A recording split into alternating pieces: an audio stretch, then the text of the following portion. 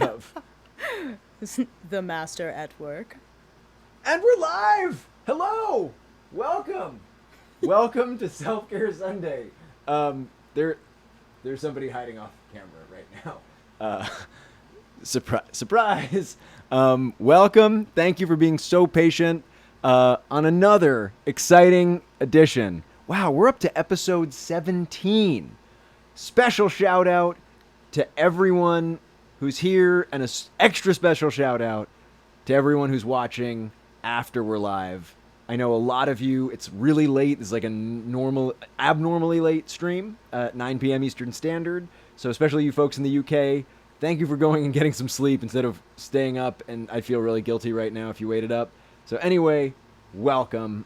Let me just see who's here. Oh, Alicia Workman. Hello. Kitty Francois. Ronnie Gosh. Julia Rose. Lizzie K. Willow. Ianetta. So great to see you here. Rhinoceros Rex, welcome. I know, sad Tiffy Cam is empty. I know, it's pretty sad, but she'll probably be back. She was there most of the time we were setting up, and yeah, then she just left. What are you going to do? She's a cat. I try. Significantator, welcome. Eula Chavez, so great to have you here. Rebecca B., what am I doing, boyo? I am Self-Care Sundaying live streaming. It's so great to have you here. What are you doing aside from being here? So, welcome. Today is a very exciting day for me because I think this is the first non-Zach Valenti Wolf 359 guest on Self-Care Sunday. Drum roll, wherever there's I was thinking about maybe having a house band in, and from a tech standpoint, we have one new exciting addition. If you haven't noticed, there's something different about Tiffy Cam aside from that Tiffy's not in it. It's a third camera. It's my webcam, so that we can do something special today. Lyra, welcome. So great to see you here. Bree, who says knee. Oh, so many familiar names. Mitzrayim. It is wonderful to have you all with us. And without further ado, I would love to welcome our guest today. So yeah, one moment. Let's oh boy, let's bring her in. But first, I gotta switch some things up. Let's come over here. Say hi. Hi. Okay, I'm gonna focus on you. Okay, awesome. And now that you're not just looking at Ceci in tiny focus and the back of my chair, let's go to the split screen. Whoa! And do one of these. Thank you, Ceci, for making it easy to focus by looking straight into the camera. Awesome. So great to have you here, Ceci. Hi, Zach. Hi. Welcome to Self-Care Sunday. Oh, thank and welcome you. back to my apartment, because you've been here. Yeah, I've been here a lot. Amazing. And so Yeah. for folks who don't know, I'm going to look to the camera. For folks who don't know, this is Cecilia Lynn-Jacobs Hi, of guys. Wolf 359 fame. Loveless, Commander Loveless, now Captain Loveless. Was she ever? She was the commander. I don't really understand the military. I don't really quite Doug get Eiffel. it either. Yeah. I think Captain works. Okay. I think, yeah, because even when I was captaining the Hephaestus and was the commander of the Hephaestus, I still was called you still a captain because that is my military rank. Right. I don't know. If there are people who know this better than I do, please step in and in the contribute. chat. Let us know in the chat if there's But, something. it's also like, Right. Whatever. yeah, Gabrielle's our man for that. I'm going to pull up the chat. Wow, it Ooh. moves fast. So, yeah, we're going to take questions in a bit. Wait, is that like... That's kind of bonkers. Huh? It's moving very fast. It's moving very fast. moving very, very fast. You can see it there, too. Ooh, I have it on the screen here. Okay, cool. Yeah. And we'll get to some of this stuff later. So, so great to have you here. Yeah, it's do you good to wanna, be here. I guess, introduce yourself to the people who don't, like... Oh, 'cause okay. There's more to Ceci, like, Cecilia's role in Wolf 359 is the tip of the Ceci iceberg. I do other stuff with my life, too. It's true. Awesome. Yeah. So I am an actor, dancer, and performer. I do a lot of experimental theater stuff. When I first moved to the city, I was still in college, and I did a bunch of internships, mostly with like the Worcester Group and with Elevator Repair Service and with Galim Dance. And I started picking up dancing pretty late and have been really focused on that and making dance theater stuff in New York City for the past like 6 years now. Wow. Yeah, so I've been doing that. And then I teach kids and I babysit children so much on the side. That is my day job. I've worked in restaurants. I was a hype dancer at Bar Bat and Pnai Mitzvahs. If only I were so lucky to have been growing up as a half-Jewish New Yorker and had my bar mitzvah days be blessed by the Cecilia Lynn-Jacobs It is dancer. like the strangest but also like most wonderful side gig you could pick up as a 22-year-old. Amazing. Yeah, and actually your friend got me that job. I remember when you got that job. Yeah, and it was like such a great experience. That's dope. And like I was on the train up to Westchester every weekend and like dancing the hora and like the Cupid Shuffle.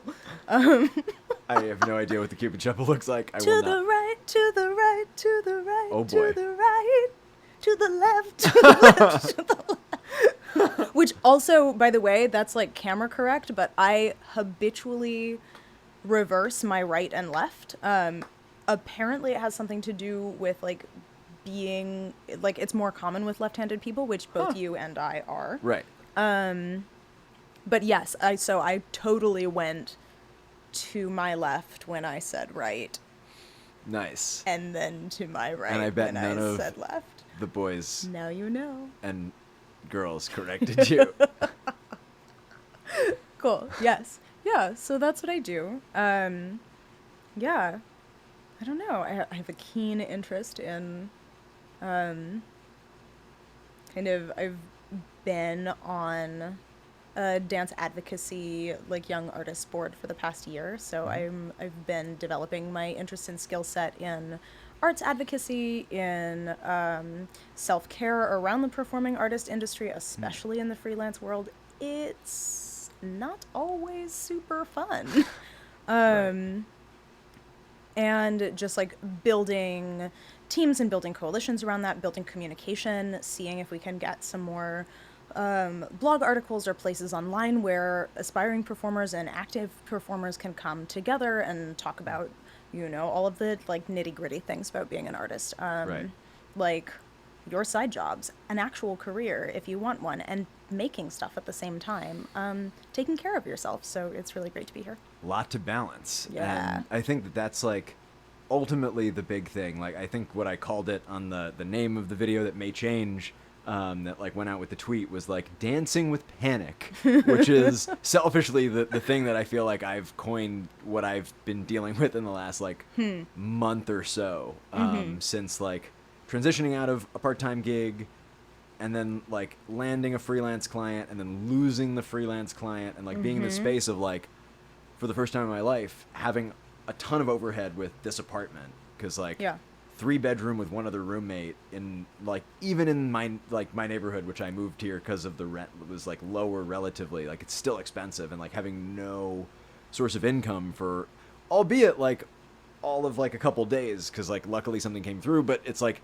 luck is opportunity meets preparation, and like it took 3 months of like cold emailing for that luck to come through that week. Yeah. So yeah, and like I think I've landed in a place where like I now feel like really excited, and like there's still a non-zero amount of terror involved in like the balancing act of freelance and like the plate spinning of like, will this check clear before this bill is due, and like, you know, and then like that. So there's like still like the Jenga tower, but I definitely feel more alive and on the beat of the path that I think I should be on. One that feels more alive than when I was working part-time at a startup that was an amazing environment, amazing people. Those people are great. And like also like, you know, not like, you know, it was like a learning experience, maybe not necessarily like what my life is for. And I definitely like honed some things, but like other things were definitely, I think, now that I'm back at the plate of like Project Uplift, like Yeah. atrophying. But enough about me. Like, so like I coined a sort of like dancing with panic, the sort of idea of like when you put yourself in that position or like find yourself in that position of like there's a ton to be like, fucking nervous about, and then like dealing with that and maybe channeling that productively. Like, I don't know if this is something that like you've run into recently or think about. Oh, yeah. No, this definitely happens a lot. I mean, I'm in an interesting spot right now because I'm actually a week out from flying to Scotland for 6 weeks. Right. And when I'm in Scotland, I'm going to be performing in the Edinburgh Fringe Festival in like this really cool like multimedia show. Right, which quick plug. Which is, okay. Just so that it doesn't get passed by. 1 second. Oh, yes. Here's the website. The website is Fancy Transmiss, like transmiss.io/n. Yeah. And you can check it. The link's in the description, so you can just check that out.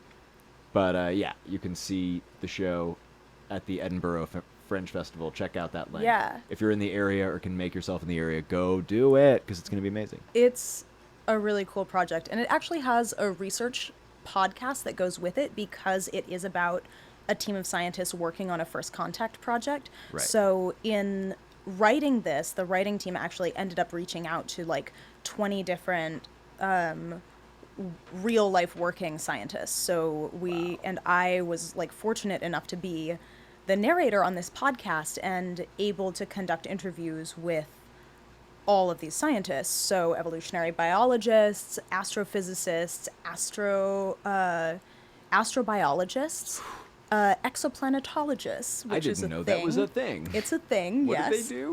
Exoplanetologists study, it's the study of planets that orbit stars that are not Earth, or like that are not our star. Right. Right. So an exoplanetologist those are the people who are looking at looking through far range telescopes and working on like finding and categorizing other planets, like the TRAPPIST planets. You may have heard of those. Those were in the news a couple of months ago. Proxima Centauri b. Yeah. Like all of those planets, whenever the news is like new Earth-like planets discovered, it was exoplanetologists who discovered them. Nice. Yes. That's so cool. It's really cool. Everybody is so nice and so wonderful. I talked to a bunch of people from Ceci, Search for Extraterrestrial Intelligence. I'm all about that SETI life. And their sister organization, METI. I went to their conference in Paris this year. We were but yes, so this has been like a really fascinating and interesting project, but looping it back to self-care, like the practical components of preparing to go and like leave my life in New York and then go to Scotland on like a pretty strict artist budget for 6 weeks, and then also come back and not have solid work waiting for me when I get back. Right. Is not where I'd like to be. Or like that is where I am right now. Right. As much as like, and it's so great, like, but the it's work terrifying. is so fulfilling. Yeah, it's so right. like work is so fulfilling. I work with all of my friends. I only do things I like. But the trade-off, I like work pretty much on my own schedule, but the trade-off is like a really serious lack of financial stability. Right. And really being solely responsible for my own business, which is a learning curve. Yeah, and like not takes what a we're lot of taught at preparation. school. Like No, we no, went no, to the same no. school. We I know they did. didn't fucking teach us that. No, they did not. Learned a lot about They did like not. We learned a lot about Derrida. I learned film, yeah, like Derrida, religion, you know, like critical theory. lovely things that like Yep. Early modern dance. have been moderately practical for Ghanaian like dance. making the thing New work. German cinema. Yeah, right. Yeah. But not a lot of sole proprietor taxes. What do you need to set up beforehand? Right. Yes. budgeting past the essentials. What do you do with your own desire to occasionally buy a bottle of nail polish and a croissant? Like, I want that t-shirt. like, you know, like maintaining your hair, like a guide for if you're like mixed race and have like long hair that dreads itself when you sleep on it wrong. And like then you have to detangle it. Like how much does that cost? No Yeah. idea. So, you know, it's adulting, man. It's a Yeah. thing. So I guess like on your journey of adulting, which I feel like I've been getting a crash course in the last like 2 months, 6 months, 12, like it's basically just like like since moving out from my parents' place, really I feel like it's been a slow process of like ripping the band-aid. Yeah. I guess like what have you found and like held on to in the way of resources or like practices or or like I guess like what comes to mind when you think about like ripping the band-aid that is the transition into adulting? So I think for me, I would not recommend the way that I went about my adulting. I really dove headfirst into it. I moved to New York. Literally, I'm a year ahead of you in school. Yeah. So I moved to New York the day after I graduated. I remember. Yep. Because I came back that summer. Because you came back that And we hung summer. out a lot. And mostly your parents fed me It was because great. I was so broke. It was really great, and it was like, I love your parents. But They love you. It was fun. it was really, it was a lovely way to be incredibly broke, and I'm incredibly grateful for how lucky I am. But there was a lot of other people picking up after me those first couple of years, because I did move to the city with a liberal arts education, with a degree in theater studies, but no job, about $4,000 in savings.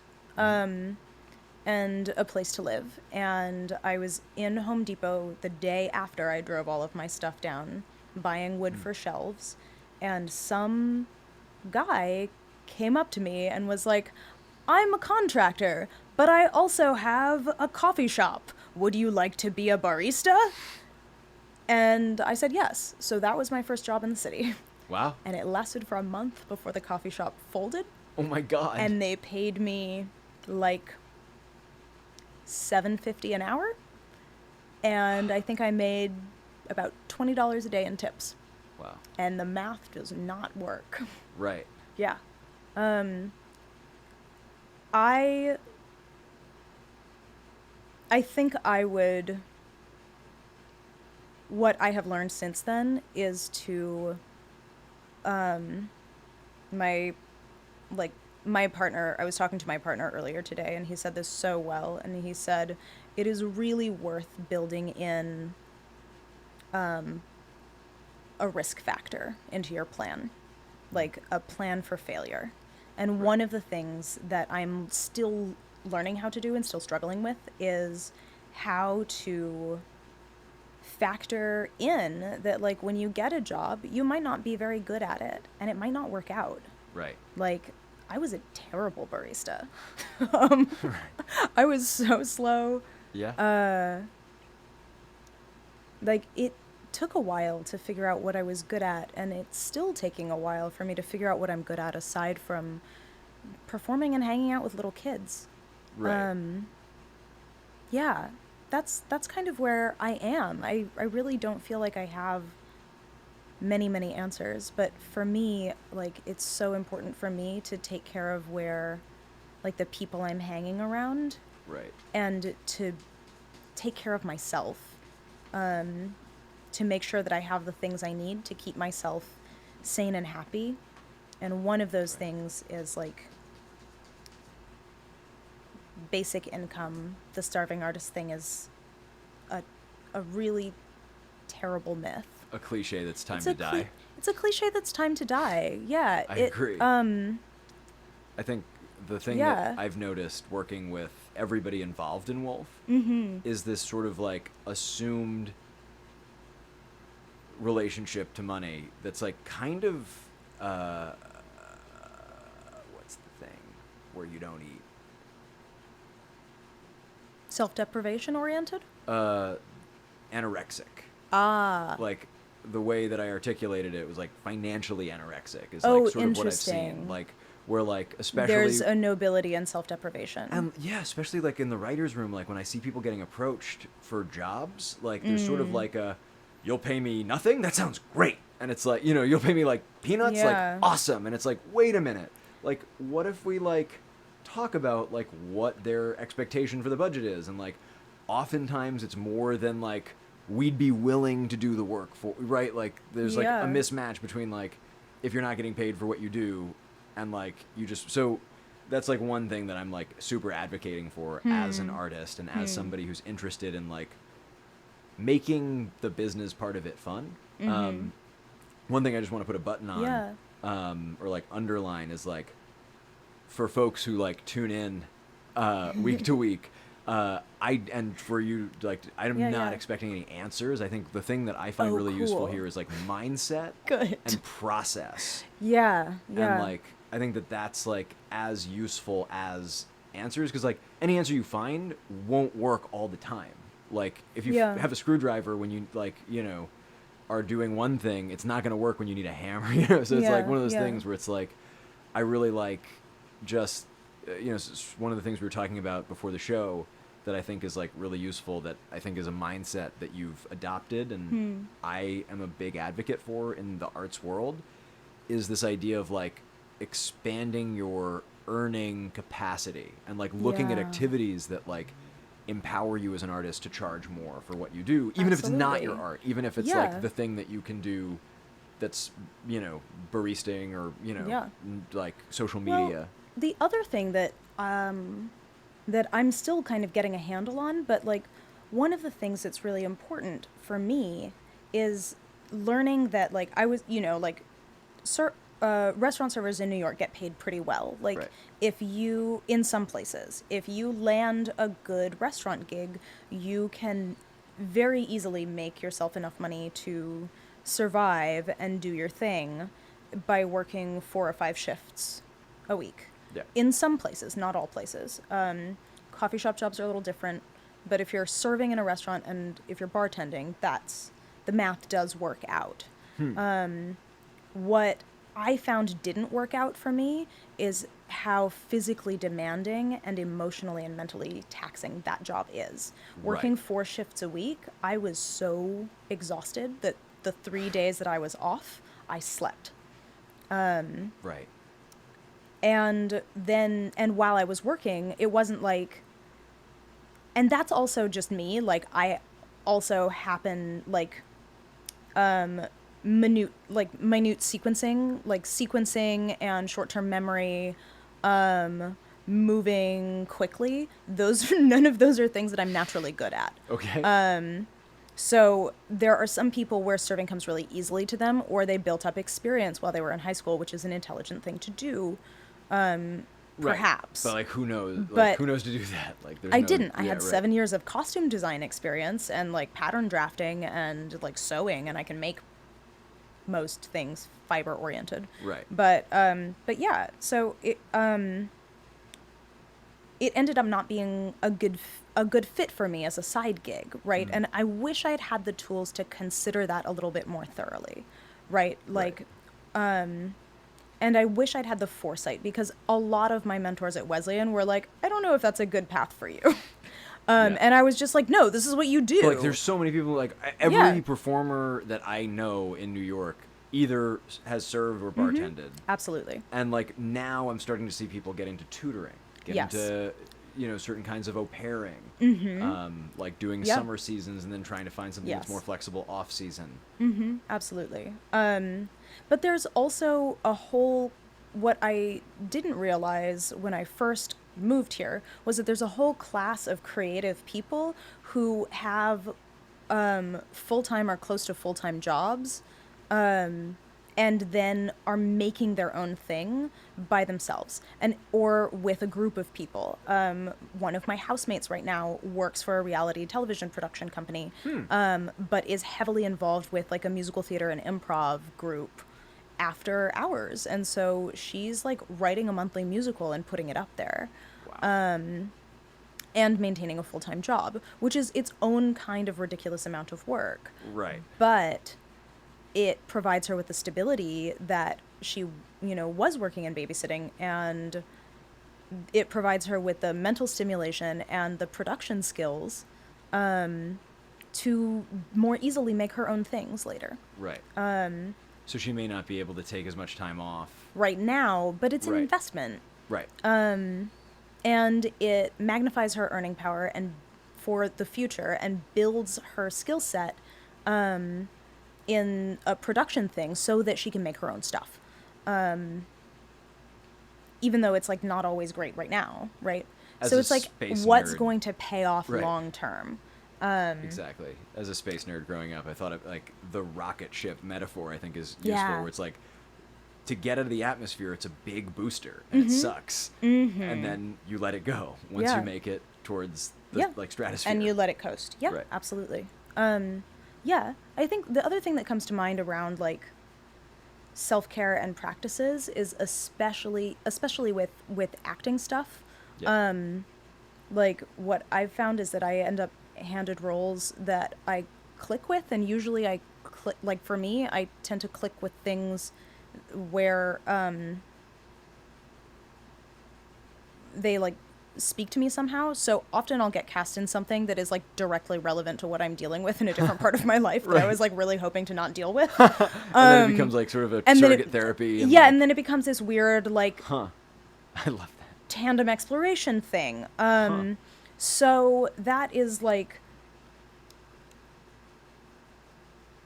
certainly definitely my personal experience, and I also sometimes wonder like if my training were a little bit more thorough, or like if I were like a different person, that might not happen, right? Interesting. But that is what's happening now, and so I've had to develop a lot of like taking care of myself emotionally sorts of practices Yeah. when I take on a role. Do you have an example or sort of a moment that you remember that? Yeah, I guess you'd wanna for share? transmission Yeah. now we're choreographing like a fighting with your spouse scene Wow. in dance movement that's viewed, the audience watches from the street and is viewed through second story windows. Holy shit. Yeah. So they're like voyeuristically on the street, voyeuristically looking through on the the street, window looking through the window at a choreographed dance. at a choreographed like dance movement sequence of this couple who are like having date night, and date night goes really horribly wrong. Wow. Yes. And we're very much pulling from like our own experiences, right? So of like being wrapped up in work, or like feeling ignored, or like all of the things that I've done in my personal relationships that are like bad fighting habits, like let's see, purposefully pouting in like a visible corner until somebody goes and pays attention to you, I think comes up, right? Like those things, all of those things are going into this dance, right? And it does get very physical, and it's really sad. Yeah.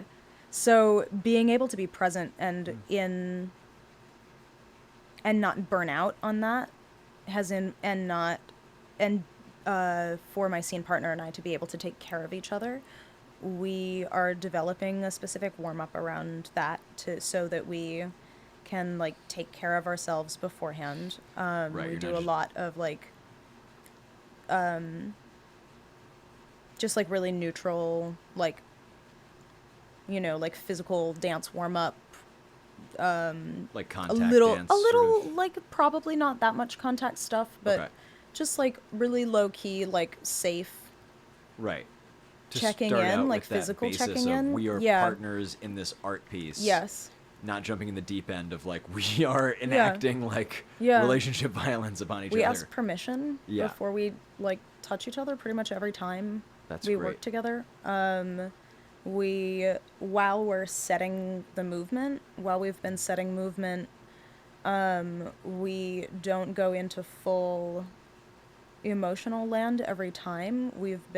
It's mostly movement, but we've been facetiously narrating the movement while it happens. So we like crack each other up while we're doing it, so we don't have to go. It's like still very intense movement wise, but we're laughing the whole time. Right. And then that makes it easier to go into the dark, squirrely places when we need to, right? And then I think while I'm there, I think I'm gonna have to experiment a little bit, but I'll probably, like, I have a meditation practice. I'll probably put that in. Sure. Being physically active really helps just like work that out. What can you say more about what meditation do you practice? What when you say physical practice? Yeah, sure. Yeah. So I do like a really basic. My like mom taught me to meditate. So, and I was like younger when she did, and what she said was, you like sit and you breathe, and it's okay to have thoughts, and if your mind is really active, sometimes you can just observe the thoughts, and just be like, oh, I'm thinking. Oh, look at me thinking. Look, I'm thinking. Interesting, I'm thinking. And then you can also sometimes, like, it helps me to imagine that everything that I'm thinking is like a bubble that I like put in front of me. And so I just like take all of my thoughts and like kind of watch them accumulate and like float somewhere else, or they sometimes stay there, and then when they get full, I'll be like I'll like be shutting my eyes and imagining my thoughts as little bubbles, and I'll be like, okay, those of you which want to leave can leave. And then I watch some of them go away. And sometimes they don't go anywhere, and that's fine too. Yeah, but I do that. Start with like I start with like 5 or 10 minutes a day, and usually I work my way up to like I've worked my way up where I was doing 30 or 40 minutes a day before, but it doesn't have to be that long. Like 10 is pretty optimal for me. Right. I was talking with my roommate yesterday, who had a mindful moment, and I was like, "Cool, you gonna make that part of your like routine, or is it more of a camel situation where like you like store up the mindfulness?" Yeah, I do that and then, too. Like, yeah, oh, I feel absolutely. like that's something that like I've Yeah. explored and is kind of like part of the beast of the cycle of work. Yeah. There's something to having a routine, but I think there's also something to like building up that foundation and then like going to like kind of going to war and like then coming home and like being back on the ranch. Yeah, I don't know. I mean, it's like different parts of my life do different things. I've also like sometimes done a version of Vipassana meditation. Cool. My like grandfather and my great aunt and my godmother practice Vipassana Buddhism. Right. So it shows up, and so I don't know. It's like Vipassana light, you know. Like I have like a little Pema Chodron book, and I read chunks of it sometimes, and then I think I'd like sit and like I'm like, well, I guess I'm thinking about that for 10 minutes, you know, and like being quiet. And then with the physical exercise. The physical exercise, which I definitely find goes hand in hand. Yes. With sitting. Yes. So for me, in New York, there is a wonderful organization called the Harkness Center for Dance Injury and Prevention. And wait. Can you slow that down? The Harkness Center for Dance Injury and Prevention. The Harkness. Yes. I love it. Harkness. So they are with the NYU Langone Medical Center, and they they're like the Center for Study and Treatment of Dance Injuries. And they do a free injury prevention assessment once a year for New York dancers. We were talking about this. Yeah. So I have a list of PT. Like I go in, a PT assesses my physical weaknesses, and they give me a list of physical therapy like exercises to do. Yeah. So I do those. I go to yoga. Nice. I really like going to floor bar. A lot of my exercise is pretty dance centric. If I'm really short on time, I just bike everywhere. Nice. Yeah. Yeah. That's my like hack. Right. Is like, okay, well, I guess I need to bike everywhere. Right. Then I have to be really careful about stretching my quads afterwards for dance stuff, because then it is not great to have really tight quads if you're trying to kick really high. Right. But yeah, I, so that's kind of where I am on that. I'll hop on an elliptical if one is made available to me, but okay. Right. you know, in my future life, I have a gym membership, but not right now. Yeah, me neither. Yeah, I got student loans. Yep. Yeah. Cool. So Yeah. in a minute, we're gonna turn to the chat and look at what you guys would like to know and ask. And in the description, there's a phone number that you can call into. And if you call in, leave a voicemail, we will probably listen to it. We can't listen to necessarily all of them. And if there's a question we think we can answer, we'll call you back. And so yeah, give that a gander. This should be fun. Cool. And so yeah, I guess in the meantime, one of the other things. So like, Yeah. as you like, we dance with things. I think like one of the things that I've talked a lot about is like productive procrastination and like using yes. procrastination as a way, like as a and I'm not talking about like Netflix binging, which I'm guilty of. Me Not too. that it's wrong, but I think that there's a balance that I have failed to find a lot. Yes. But like certain pressure valves for like, you know, procrastinating one writing project with like back burner thing that like, Yes. ends up serving you Oh later. yeah. No. But you have a word that I really like. What is that? So, yes, I recently realized that I was trying to pack for Edinburgh and like get all my room clean enough for a subletter to move in, which involves like reorganizing your closet and all this stuff. And instead, I stayed up all night and I made a hand-dyed ombre plant hanger.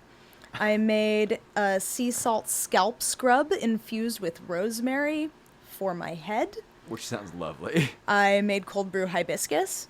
I made 2 cakes. Uh-huh. And One of which I think you brought to one of which I brought to recording, yes. we just got it 4 days in the studio for Wolf 359.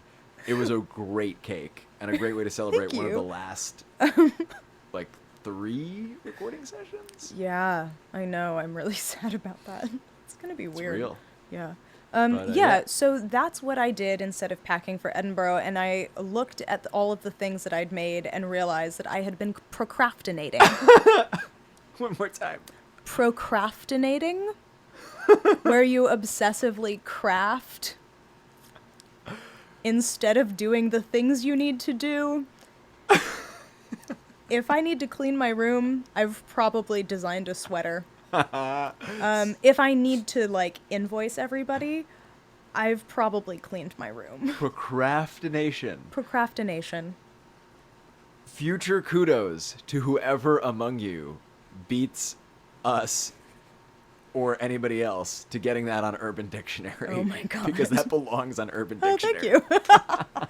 Yes. Yeah, totally guilty of procrastination.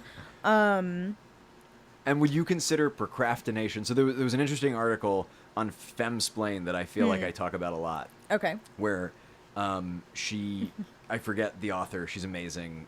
I'll cite it in the notes when I find it. But it's basically about like a woman who used to relate to Netflix as self-care and then discovered through meditating that the way she was using Netflix was actually like the way that people drink, sort of like Yes. as a intoxicant, sort of as a distraction. Yes. Not that all drinking is bad, not that all Netflix is bad, just like contextually for this person's experience, she discovered that, and like through mindfulness and specifically some form of mindfulness meditation, like has reclaimed self-care and like, you know, restored balance in her relationship with streaming. And so I guess like on the scale of, or on the like spectrum of like self-care to like distraction or like maladaptive coping mechanism, where do you find your current procrastination habits? You know, I've actually been pretty good about not doing that recently. Uh-huh. The fact that I slipped into an all-night epic obsessive making session where I leave like trails of stuff all over my apartment, and my housemates come down and are like, help. Right. Like, that was a sign for me that I was like really scared of going on this Scotland trip. Even though it's so exciting and wonderful and like so, it's like, but like the fact that it's like everything I want is also terrifying. Right. The fact that I don't know what's going to happen when I come back is so scary. Like I have, yeah, no, it was really a sign to me that like I needed to pay attention. And like I've always had a kind of complex relationship with making things, because one of the things that I'm really really good at is like spatial awareness and making stuff with my hands. Like I Oh yeah. can really easily take things apart and put them back together again. It's just so simple for me.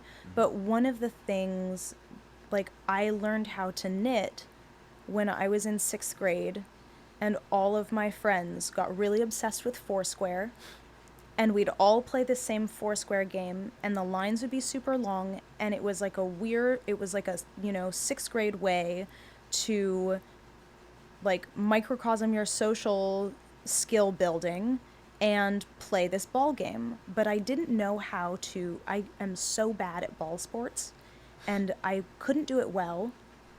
And I was so scared to fail in front of all of my peers that I picked up knitting so that I could knit in line, and then my hands were busy, and when it was my turn, I would pass and go to the end of the line again. Wow. And just do rotations and knit this fluffy pink scarf. That's so funny. You know, Yeah. I had a version of that with tracing Pokemon and drawing Pokemon. Yeah. Uh, It's a really great way to not talk to people, but also still talk to people, because they're usually interested in what you're doing and they start a conversation about it. But then when you're done, you can say, oh, I'm doing this thing. It's always been a way for me to deal with my fairly significant social anxiety. When I didn't get cast in a play in high school, the first big audition I did for my like musical theater department in high school, I didn't get in, and I joined the costume crew, and I was really really good, and I got a lot of attention for being really good at that. But I wanted to be on stage, and I was too scared to get better and too scared to fail. So it's really interesting, because I am very good at it, but it's always been the thing that was low risk. which is so interesting because, like, for Cece knows this, probably you probably don't. So, like, I met Cece as like a force on the theater scene at Wesleyan. Like, That's so funny that when you we say met, that. like, you Yeah. were, I think, we met right when you were putting up the Striker. No, that would be when I was in Threepenny. Okay. Yeah.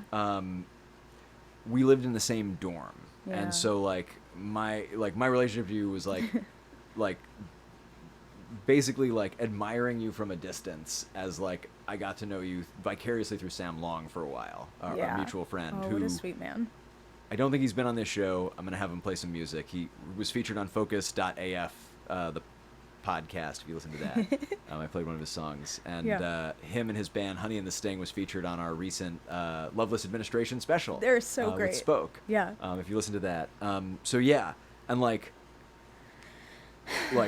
working with Emma and Cece, and like I remember distinctly like when Cece came on, like looking over her shoulder for process, as somebody who like had a couple of boot camps around how to sell sandwiches and cars for like commercial voiceover. Like I didn't feel like a real actor when we got started on Wolf 359. That's one of the reasons why I wanted to do it and like jump in that deep end. And like it's been an honor to get to work with you and Thank like you. really learn about like what acting means and hashtag how to do that. Like, yeah. No, it's so funny because that's really not how I see myself. I think I spend a lot of time holed up in my room wondering if I'm ever going to be good enough. you know, like that is a real thing. And I think that that's going to be a real thing for a lot of people at no matter what level they are. And it is actually something that I am trying to learn to be more responsible about, because feeling bad about myself is such an excuse for me to not do anything. Like I have an Instagram account that I've abandoned because I'm afraid I'm going to do it wrong. That's so silly, because like you do it great when you do it, and like you're about to go to I like an know. amazing place, Yeah, and I'm sure it's going to be awesome. I know. I'm like, I do really want to pick it up when I go to Scotland, because it's That's great. so beautiful that like, who cares if I do it wrong? Right. It's kind of And like, I don't think it's not like possible to do it wrong, because the people I'm going to be around are so cool, and the place that I'm going to be around are so cool. Right. But it's like really, it's always been really hard for me to think about myself as like someone who's like worth doing things. And that's done me a huge disservice, and like really taken a toll on my personal relationships too. It's like it's not cute, and it's not me being coy, and it's like a mental health problem. Right. Like I have a therapist to address this. Like it and that's messes great with me. that you know, sought that out, and Oh like, yeah. No, like yeah, absolutely. as your friend for many years, like I can see you taking actions to like really Yeah. make that happen. Yeah. And like there's no fucking handbook to life when we come Huh. out. Yeah. And like my version of like I'm not good enough is like trying to overcompensate and like almost killing myself doing a daily vlog at the beginning of last year because I just Yeah. got no sleep. Yeah. And then like no wonder I can't keep that up, and then like doing a weekly thing, and like then Yeah. like, you know, sort of ending up like pulling all-nighters for that, and like, you know, getting to this place where like thank God No. I found this like live thing, because like you Yeah. just press the button and then hang out with people you love, and it No, becomes like a restful restorative thing as opposed Yeah. to just like Yeah, no, it's funny. I like tend to stay in my room and knit and wonder if I will ever be good enough. which is And yeah, I mean like Is such a like not the way to get good at something. what I just have like Go ahead. Yeah. people with holy shit like don't say that like Well- we no, not like don't No, say go that ahead, in a yeah. bad way, just like we relate, and like I love you. Oh wait, sorry, this is actually, whoa, this moves fast. That was back at Procrastinating, which is Cece is me when I get older. Love it. I love crafting. I love crafting too, and I think that like it's a cool I like when I make purposeful time for it, I feel a lot better about it. So I'm just gonna try to catch up and Yeah. communicate some. Cece, you're amazing in every way. From Mitzrayim, thank you, Mitzrayim. Thanks, guys. Naomi Cotton, you know, sometimes it feels like whenever I do good, it feels like I'm fooling everyone and I'm not that great. And Yeah. I can definitely relate with that, like imposter syndrome sort of thing, and ending up in That's a that thing. spot where you're like winging it. I just Yeah. saw The Big Sick, Kumail Nanjiani's Uh-huh, new movie, and like I really got struck. There's a moment, I don't want to spoil the movie, but there's a moment where they're like, I mean, it's like his marriage, or like the story of like how he met his wife, and Yeah. like she got really sick after they broke up, and then like he was like there for her while she was unconscious, which is kind of creepy but also kind of cool. But also, yeah, and like there's a moment between the mom and him where he's like, these doctors, they know what they're doing, it's gonna be fine, and the mom looks at him like, no they don't, they're like us, we're all Yeah. just winging it. And just like spiritually, after this like road of figuring out how to make ends meet without like a set Yeah. thing, and like without the structure of a job where somebody's telling me what to do and I can just kind of show up and make it happen, and like making the things that I love make me money versus just kind of like making money over here and then like spending my energy like a super soaker everywhere because like I can but like can't like it didn't work, but it didn't matter, and now it's like I'm getting responsible for that. Yeah. Like that, like this idea of like we're all just winging it even if it doesn't look like it, like Oh, I really yeah. got something out of it, and No, I'm that's- hearing that in this. That's absolutely what's happening. And one of the things, like, for me, like, me growing up is, like, trying to be as responsible as possible about winging it, right? Like, when I, like, really fail and mess up, like, how fast can I, like, how do I bounce back thoroughly and quickly? Like, how Right. fast is my turnover? Like, like, how quickly do I catch myself in a hole of procrastination, or in a hole of like watching the entire Handmaid's Tale series in a night. That happened a week ago. Like instead of like, you know, like looking at my credit card debt and being like, well, this exists. Like, how am I going to get out of Right. this? Instead of, for me, like, getting Which, my by the fucking way, taxes guys, done. credit card debt, no joke. Fruits of the devil. Yeah. Credit cards are fruits of the devil. And there's like a ton of... And well, they're purposefully designed to mess with you. Yeah, I mean, there's a ton of Listen like to cognitive your research econ teacher. to show that like your brain can't process credit in the way that it can process. Like if you have That's really $100 interesting. in bills, Yes. like I've started Right. taking out my food money for the week in cash. yeah, I think that that's really smart. Yeah. And like the thing with credit is it's like for stuff like buying a home and like you know various Yeah. things, it's like worth getting a card to like go buy a pack of gum and pay it down. But it's a really fucking slippery slope because like for me, It is. I ended up just using my credit card as like my everything. Like I lost my ATM and I just like don't need it until I'm fucked for laundry money and I need cash. Yeah. And I just like at this point like every week when I'm hanging out with humans, I'm like, hey, does anybody have Venmo and $20? And I just use my friend TM, which is like not a great solution. Ah, like- that's an interesting one. Yeah. Huh. And like I Okay, yeah. have Yeah. some exciting news that I think I'll talk about more in depth Okay. in next week's episode. Ooh. Basically, so Project Uplift, like I do a mental health awareness project. So like my Yes. primary source of income right now is building my first tower for a school. Cool. Amherst College bought Your meditation tower? a tower. Wonderful. And I'm building it for them, and it's really exciting. And That is you so know, cool. if it goes well, which you know I kind of expect that it will, it's a much better value for Yeah. schools than bringing me for one day. So Absolutely. it's sort of like a teaching Amanda Just Fish sort like, of situation. yeah, where you just like put up a meditation tower that they in can break the down student and move thing that they can around. break down and move around and like set up for kids to play with. Right. That's so cool. And so and it's like a real job, like you know, Yeah. it's like not like begging, borrowing, and stealing for like kind of BS video production Yeah, work that yeah. like I'm working too hard for the money that you know like there's some situations that I've been in where it's like so many people can do video that it's easier to get outbid and like you know Yeah, okay. No, Um, this sounds like a good thing. and That's so really so exciting. yeah and like so that's really exciting and there's I mean you know a non-zero amount of like Zach imposter has syndrome where work. it's like I'm not an engineer. I'm Zach just has like a work. little crafty. I'm like, you know, so it's just, Yeah, but yeah. so it's one of those things. I just there was a note that I just want Alicia Workman, Ceci, I hope you know that we relate to you and also we are all excited to see you and that we all love you so much and that I call Loveless my wife on basically a daily basis because I love your thanks, acting so guys. much. Thank you. And Bluebird says, fake it till you make it, which I appreciate. And Lizzie K. Zach responded to a YouTube comment I made and said he'd hug everyone for me, and yes, I will. I'm well on my way after Yeah. this weekend of Cool. recording. I completely forget why I brought up the Uplift thing, other than I said I would announce it, but also I'm sorry, me too. I totally forget. Yeah. It was probably related to something. Yeah. That's fine. We're doing it live. It happens. And don't. Well, okay. I was like, don't forget to remind me, but like, you won't know to remind me. I'm just gonna say it now. Yeah, yeah. If you want to get into meditation, if you want to try meditating and you've struggled in the past, my roommate built something fucking awesome that we've been working on. Excuse me. I try Really? not to swear on this channel.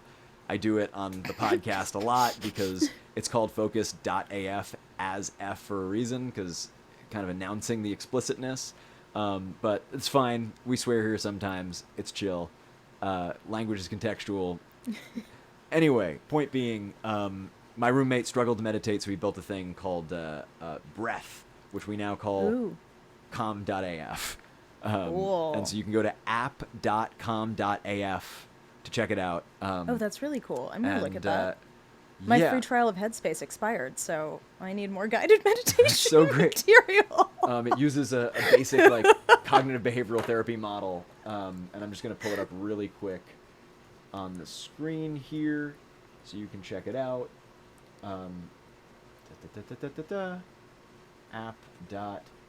App.com.af. And so it basically just expands and you breathe in, contracts and you breathe out. It's like timed for cognitive behavioral therapy that I did, an exercise where it's just like you breathe in for 2 seconds, you hold for 1, you breathe out for 2 seconds, you hold for 1. You can set a timer. Are you supposed to breathe in through your nose and out through your mouth, or like does it? It's sort of matter, whatever feels right. or- I would do that if I were you. Yeah. Or like maybe just nose, like, but like really like through your mouth, unless you've got like a sinus infection or something, is probably not a good thing. Yeah. It breeds bacteria Right. in your mouth and sometimes apparently stimulates your panic response. Don't quote me on that. Not a professional in this area. Me neither. I'm not a mental health care professional, but yeah, this is designed. Hippies told me once. That's funny. Yeah, Google it. So this is a Project Uplift initiative, which is an insane mental health awareness campaign. You can Cool. learn more about. Used to have a link there. Gotta Oh, add that that's so back. awesome. But, uplift.is. I'll leave the link in the description. You can change the text. Sometimes I like to write inhale, love, exhale, peace, so that it's just like do do do do do do do. But you can customize that. That's all for you to customize. And once again, and you can share, if you share the link that you customize, people will get that one. I So you can love the bookmark that. customizing text. And yeah, this is a Project Uplift initiative, uplift.is, and all the lovely people who support me on Patreon are the people who are investing in this sort of thing. Because the more time that I can not do freelance work is the more time that I can spend on building stuff like this and growing these efforts, which I am super grateful to get to do. And you guys are an incredibly powerful and exciting part of that chapter of my life. And yeah, so I just wanted to make sure that we got that in as we turn to the audience questions and such. Oh yeah, I want to see what people have to say. So yeah, I'm going to do the thing where I bring this back to us, and we're gonna come together now. What? So 1 second, let's do this, and if you want, Oh yeah, no, Yeah. move the things. and you can bring your chair forward. I'm gonna Okay, bring your mic wait. forward. Oh. Whoops. Okay, Yikes. this works for me. Where are we going? Just up here, Okay. and maybe over here.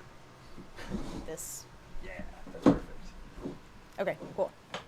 Cool. And we're gonna get the chat up. Oh. And focus. Okay, so what did we do? I'm gonna move this, I think, a little bit, but we're good. I'm Yeah. gonna move back. Oh. Oh, I get it. Yeah. Okay, cool. Oh yeah, I think. I We're don't know waiting where for Tiffy, is, but she's behind the AC. Oh yeah, She's she been a little sick. is. She's feeling better. Oh, poor Tiffy. She doesn't have cancer or polyps, as far as we can tell. I'm gonna come down to. Oh, thanks. Hey. She doesn't have cancer or polyps.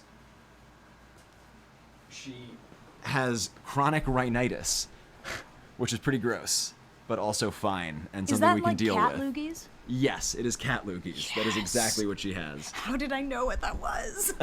Oh my god. You've had Long-time animals. cat owner. I don't have any right now, which is actually great. I think I'd probably kill a cat if I had one. Okay, so question number 1. Alicia Not grown Workman, up for Ceci, that. will you marry me? No. Sorry. We can still be friends. I recently turned down another random proposal, but from somebody on the street. I think that was a cat call though, so Oy, no. oy, oy. And then yes. People. But yeah, Alicia's no. great. No, I'm busy dating somebody else. Okay, let's see. Perlid Gill, Zach and Cece, do you guys love New York City or have a love-hate? As a girl that lives in NYC.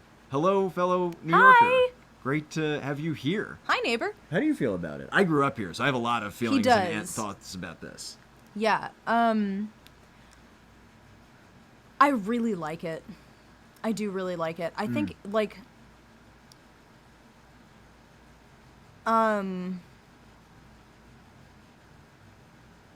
yeah, I've got complicated feelings. It's really hard.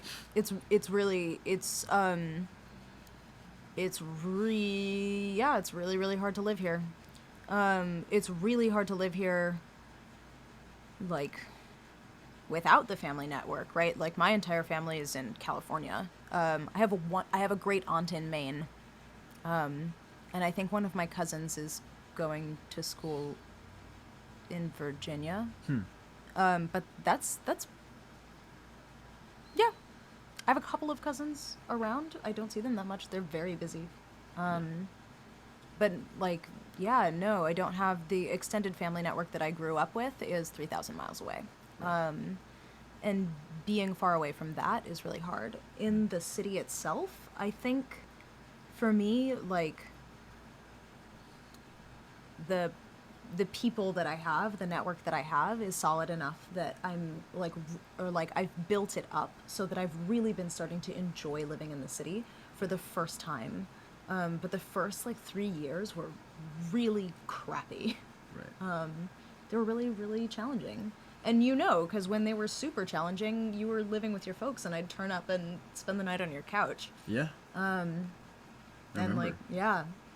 But yeah, so yes. I echo Bed bug so scares. much. Oh my god. Those are the worst. Subways, everything smells like pee in the summer. It's pretty gross. It is gross. Like babysitting, I was looking after like a 3-year-old when I just moved here, and I was like, oh, I guess, look, he's interested in the dirt. I'll let him play in the dirt. And then I was like, oh dear, the dirt in New York is like 80% dog poop and like 1% potential crack dust, and then the rest of it is dirt. The dirt seems dirtier here than I also grew up in Santa Barbara, which is like stupid beautiful. Seriously, I've been there. It's gorgeous. It's so beautiful. Yeah. And like the outdoors are like the outdoors, and like there's like a farmer's market every day of the week, and like my parents are both artists and like don't make like tons of money, but like we were able to barter for pretty much everything we needed, right? So we were living this like incredible lifestyle with like not that much cash. You can't do that in New York. Right. Like It does not work. am definitely privileged.af. I like have amazing parents. I grew up right across the street from the Natural History Museum. As a moocher on his privilege. It was great. And like my feeling is like my family's here. So Oh yeah, did Tiffy just walk by? she did, yeah. I wanted her to come here, but she's not. But that's okay. Oh yeah, she's Not sniffing okay. the couch. But Okay. no scratching. She's chill. But yeah, so I love New York City. I have some problems with New York City, mostly the noise. And just it's very hard to get nature, like real nature, and I love nature, and I don't get enough of it, and it's hard. It's like living even in a city like LA, like you have a car you can go to there, and there's more there to go to, which is something that I struggle with, but I could prioritize it more, and I have in the last like 12 months, which is good. I went hiking and stuff, and that was great. But what I love about the city is everything is here. Like, especially for the arts, especially for technology. Yeah. Talent Yeah. is everywhere. And it just so happens that, like, the people that I want to be with from my, like, Yes. Wesleyan community. Yeah, that's why I moved here. Most Yeah. are here. That's starting to shift in terms of, like, my my broader circles. Like, there's a lot of people in LA that I'd love to live, like, bi-coastally. Yes. Like, that would be the ideal situation, is, like, a couple months in, like, California, a couple months here, a couple months on the road, and, like, rinse, wash, repeat would be awesome. And that being said, like, I like driving. I don't drive a lot. I love going on trips. I think that I prefer subway time so I can do stuff while I get around. Like, I have, like, a tiny little wireless keyboard, and I'm, like, trying to hack together something that's a little bit more robust for writing, so I can really start doing more, like, bloggy stuff. I've been experimenting with my patrons, just, like, random thoughts and stuff that I don't think is worth sharing, but, like, might be one day. Yeah. And I'm a little bit neurotic about my writing, so I want to, like, lighten that up. And, like, I love that about... So anyway, there's a lot of resources. There are classes for everything that are world class. And, like, I think it's true that if you can make it here, you can make it anywhere. in terms of any given discipline that you're trying to make work. I don't know, man. I think that the thing that song fucking ignores that is really important and healthy to know is that doesn't mean you have to, and it doesn't mean that it's right to do it. It also means that a lot of people who show up and start making it here really are either coming from a ridiculous, like truly entrenched resources. Yeah. Like a network here or a Right. well-paying job, whether that's a school network like I have or like a school and family network like you have. Like, I think in some ways it might have been, you know, like I know friends who've done the route where they go home and work for like 2 years and build up their resume and then come to the city. Right. And that is like, you know, you don't just magically make it here, right? Right. And I also wonder sometimes if I were not interested in doing the things that I'm doing, if I were, like, if I transition out of working in the arts at some point, I'm not sure that I would want to stay in the city, because right now I am really here for the resources and for the people. Yeah. And I really like it, and now I like it because I've been here for 6 years and I have a network and I know every single subway line and like Right. like, you know, I have my like list of like places where I can go get a like really cool thing like in every single neighborhood that I go to. And it's home. It's starting to really be home. But I wonder about the myth around New York sometimes, and I don't think it's I don't think it's as I think it's really useful for the real estate industry. Yeah, sure. I think there's a WNYC podcast that I really like called There Goes the Neighborhood, and it's like pretty intense. Yeah. It's a pretty intense listen, but it's all about gentrification and neighborhood overturning, specifically in New York and Brooklyn and Queens and the Bronx, like all of the boroughs.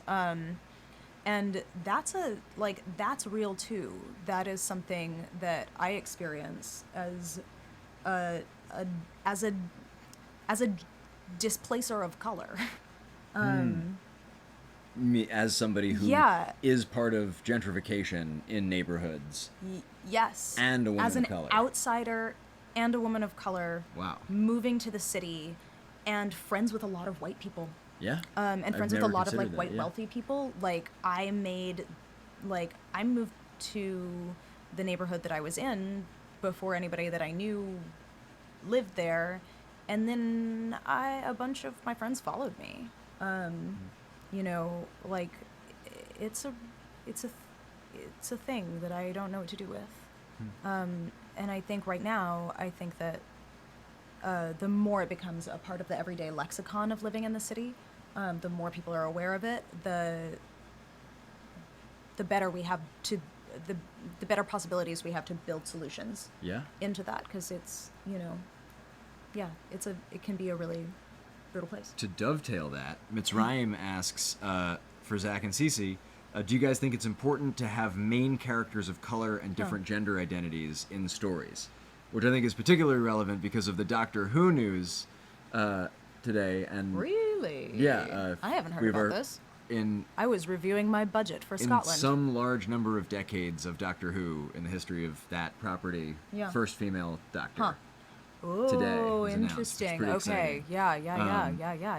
And the internet exploded on both sides of that camp. Yes, I bet they did. And then also I think The Big Sick, the movie that I just saw that's been getting a lot of press, is I think a great example of like a brown dude, and like Master of None, the TV show, like although I think The Big Sick is more focused on his identity as that's not totally fair, but like anywho, I think they're great properties and are a good case study to be like, yes, this is good, like do more of this industry. Yeah, I think those two are perfectly appropriate for where the industry seems to be right now. Right. And I think that there's room to go. So yeah, short answer. Yeah. I think we both agree that it is very important to have main characters of color and different yeah. gender identities in stories. I think yes. stories are a laboratory for consciousness and for our psyches. Like I think that we are sort of story-making machines as human beings. I think it's part of our DNA.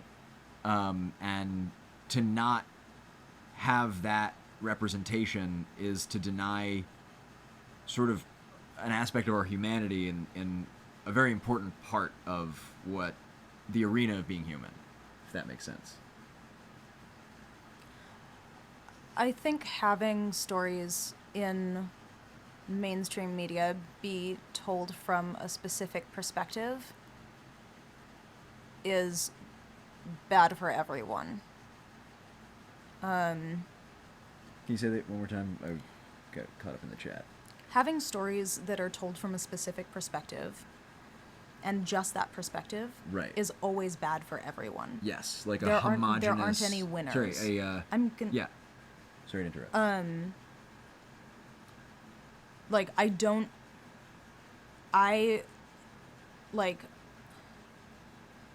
like this is, like, I look how I look. My background is my background, and that is, like, for me, like, I want work. I want to tell human stories in this body. And I also want to tell, I want to see if I can be useful telling stories that have not been heard as much. And I want to also be able to step aside, and I think, like, being able to step in and out of your degree of importance in, like, whose story gets told and how it gets told and who has control over making that story is really important. So, like, Master of None and The Big Sick are such cool narratives to see out in the world right now. And also what has been really helpful for me is seeing the internet conversations about how like brown women are represented in those films, and how so often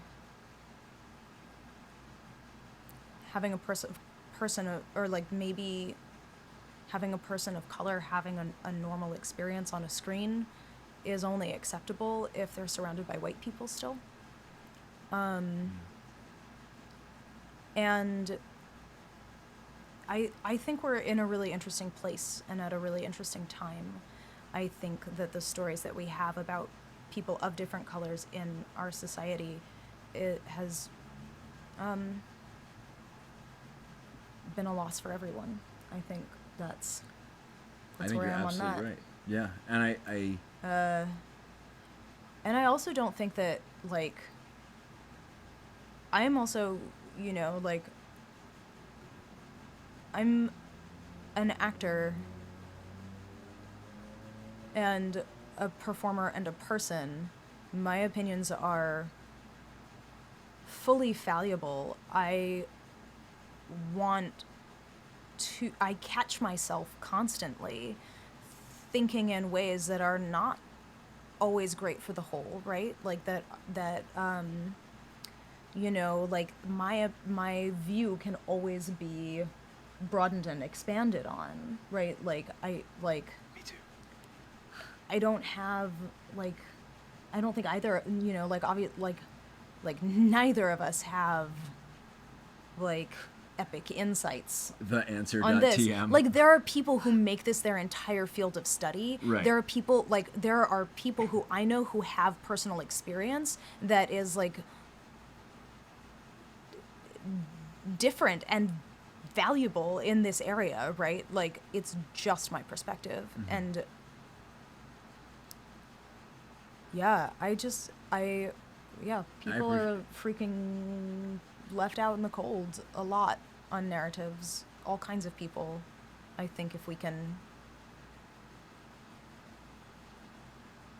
hear more about them, that is always a good thing. Cool. I'm done. And I first want to say, sorry for interrupting. Yeah. Thanks for making it.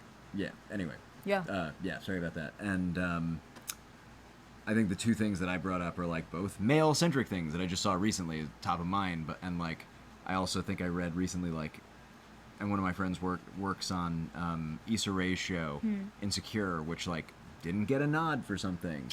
Yeah. Which is, like, case in point. Yep.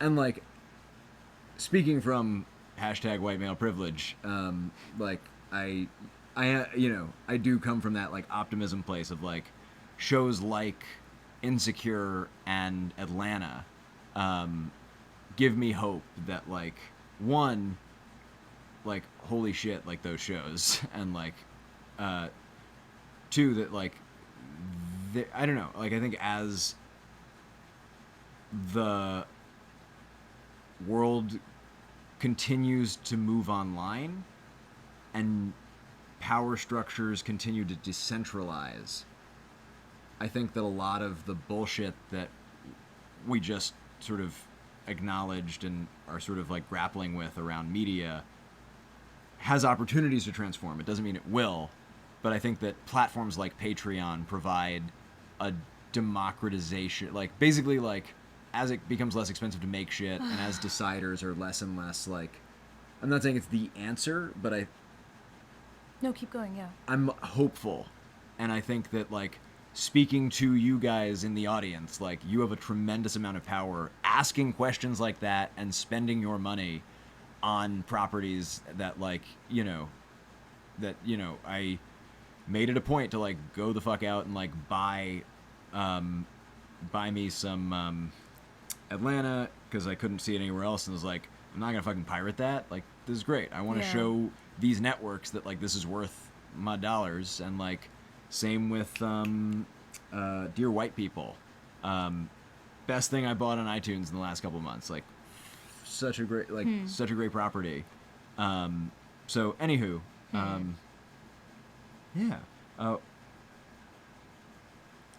Yeah. Any other thoughts on this before we? Well, I think it's important to note, like, that the people who don't have access to a computer aren't going to be a part of this conversation. Right. So it's like technology is a great democratizer, but there's also a monetary barrier for entry that excludes a lot of people of color in some ways, and like excludes a lot of people kind of all over the place. I think you're absolutely right. And so like I think that it is absolutely part of a solution, and I also think that like we got a lot of work to do. Yeah, like and to keep interject, asking the things. like- I also have a hard time feeling very hopeful about. much. No, Or actually, about I'm art? very hopeful about a lot of things, Okay. but do I feel like has the past like year or so restored my faith in like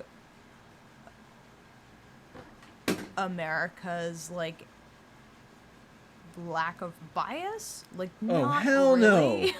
Hell fucking no! So, and me too, right? Like, Right. even watching like even watching like our politics just like snipe at each other over to, I don't know, Yeah. like I got lots of thoughts and feelings. Oh, incidentally, another podcast that I listen to, I'm just gonna plug random people's podcasts, they don't know I care about please. it, is Still Processing, which are two black queer culture writers from the New York Times talking about culture and technology together and like reviewing them, and they have smart thoughts and smart things to say. They had really interesting things to say about Dear White People, especially comes to mind. Yeah, somebody in the chat And just said, The Big Sick, like that is a really respectfully it's disagree. a really solid, interesting thing to listen to. About Dear respectfully White disagreeing about People. Dear White People? Yeah. Yeah, I haven't seen it, so I can't comment. But I've heard a lot of disagreement from the communities, the commentaries of color that I'm plugged into. Right. Has not been super favorable. Sure. Yeah. So that's an interesting conversation. If you want to go down I that Google Would rabbit love hole. to go down that rabbit hole. Can you give me the link to put in the description after this? Yeah, sure. Great. Yeah. Awesome. Yeah. So, awesome. I really appreciate having this conversation. And I'd love to see if somebody called in before we say goodnight. Let's do it. Yeah. And in the meantime, while I load that up, do you Yeah. want to talk about what your favorite thing to knit is? Oh my Somebody gosh. asked. I My forget who you favorite are. thing to knit. Okay, so I've discovered over time that things with two identical pieces, like gloves or socks especially, or things like sweaters that have sleeves where you have to knit two of them, like any kind of bilateral thing, take forever for me to do, because I do one and I'm like, my sense of accomplishment is satiated, and then I have to knit the other one. So hats are really good. Hats are a really good thing for me. Usually if I start one in October, it's done by December, which is ridiculous because usually a hat is only about like 3 hours of knitting. But yes, that's a thing that I knit sometimes. Actually, I used to knit. I knit a lot more when I have like family gatherings to go to. Like your 5-hour Thanksgiving dinner is a great time to knit. Not all of it's spent eating turkey. A lot of it can't be spent reading like American Gods or whatever giant thing I'm plowing through at the time. Because it's antisocial and terrible. But you can knit and talk to your grandmother at the same time, and my grandmother's super great, so I do want to talk to her. That's awesome. You knitted something amazing for me. I did knit something for you. I forgot about that. There were these little gloves that they were fingerless gloves. I've knitted you a couple of pairs of fingerless gloves. One pair, only one pair, really? for the modeling that I did for your art project. Ah, yes. Yeah, that's true. But I only have one of the gloves because one of them disappeared. I thought I re-knitted you one. I thought you had like flip-top ones, and then I re-knitted you a set. No, Is that not it was true? one pair Okay. of the purple. It was my favorite fingerless, and then Yeah, I lost one okay. of them. And at some point, you said you were gonna make another one. There's Make no another rush. one? Okay, yeah. I honestly was surprised that Forgot you even about offered. that. It's totally chill. So I'm gonna beam in. Charlie called in. Oh, cool. So we're gonna Hi, Charlie. We're gonna hear from Charlie. What's going on, Charlie? Oh, one second. I'm gonna give you some headphones, Ceci. Oh, yeah, that would be cool. Otherwise, you can't hear. Help. Oh, love these headphones. Wait. Merc? So this is confusing because It just needs to get detangled. Yes, there we go. Cool. Okay, Boom. we're on it. Let's go. Okay. Let me know if it's too quiet for you. Hi, Zach Valenti. My name is Charlie. I'm just testing out the hotline for the first time. Kudos to you on the procrastination. That is a quality fun.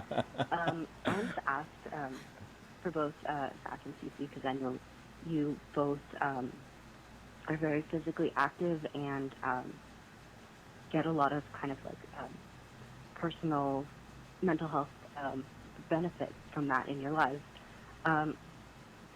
Whenever I try to get into physical activity, I always go really hard for like 1 or 2 weeks and then stop for like a month.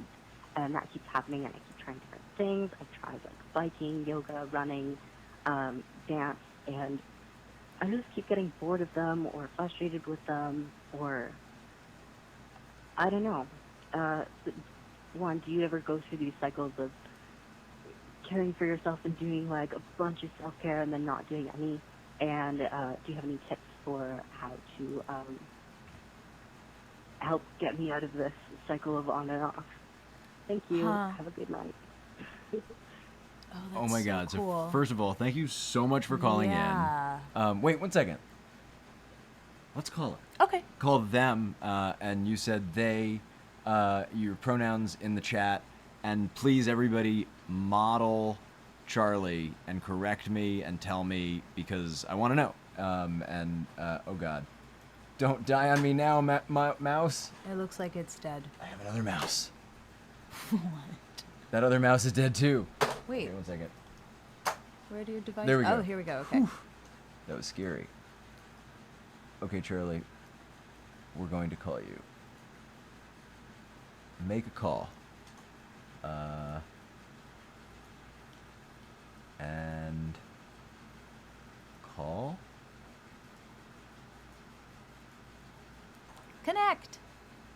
Woohoo!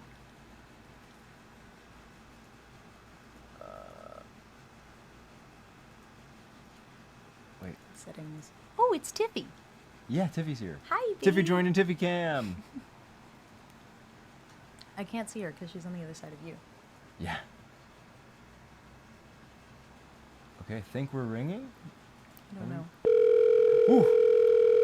That's loud. Oh, that's really loud, yeah. Hello? Hello, Hello? Charlie? Hello? Hi, can you Hello? hear us? Hello? Yeah, okay, I have to turn off the audio from the stream. Oh yeah, no, It's it's lagging. super delayed. Yeah, Okay. yeah. Sorry Yeah, about that's that. confusing. So great to have you on the phone. Hi there. Thank you so Hi, much hello. for Seems calling in. Can you hear both me and Cece? Hello? Yes, I can. Okay, Hi, Charlie. excellent. So Hi. great It's to really talk nice to you to meet you. Thanks on for the calling in. air. Like Too. over the phone, I guess. Pardon? Like over I mean like meeting over the phone, right? Right. Like not Yeah. not in life. But yeah, okay, cool. So, yes, physical activity. Funny you mention that because that is something that happens to me all the time. Yeah, I mean, you do it as a job. Yeah, and it still happens to me. It's uncanny that you say 2 yeah. weeks too, because that's my cycle.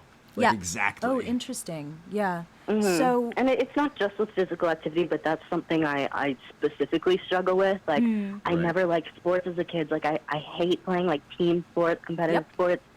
But even, like, other physical activities, I mean, it's just hard. I don't know.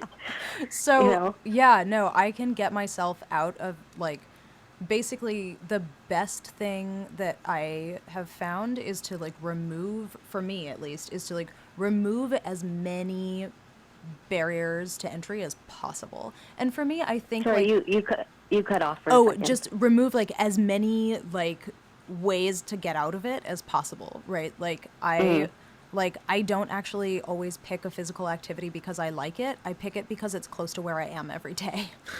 Yeah. You know, like and I go a lot of the time like I'll shirk on technique class, especially ballet. And I get friends to go with me. Yeah. And then also I have like I can call my mom or my godmother or like somebody, like someone. Usually Zach is a pretty Hello? good person. Hello?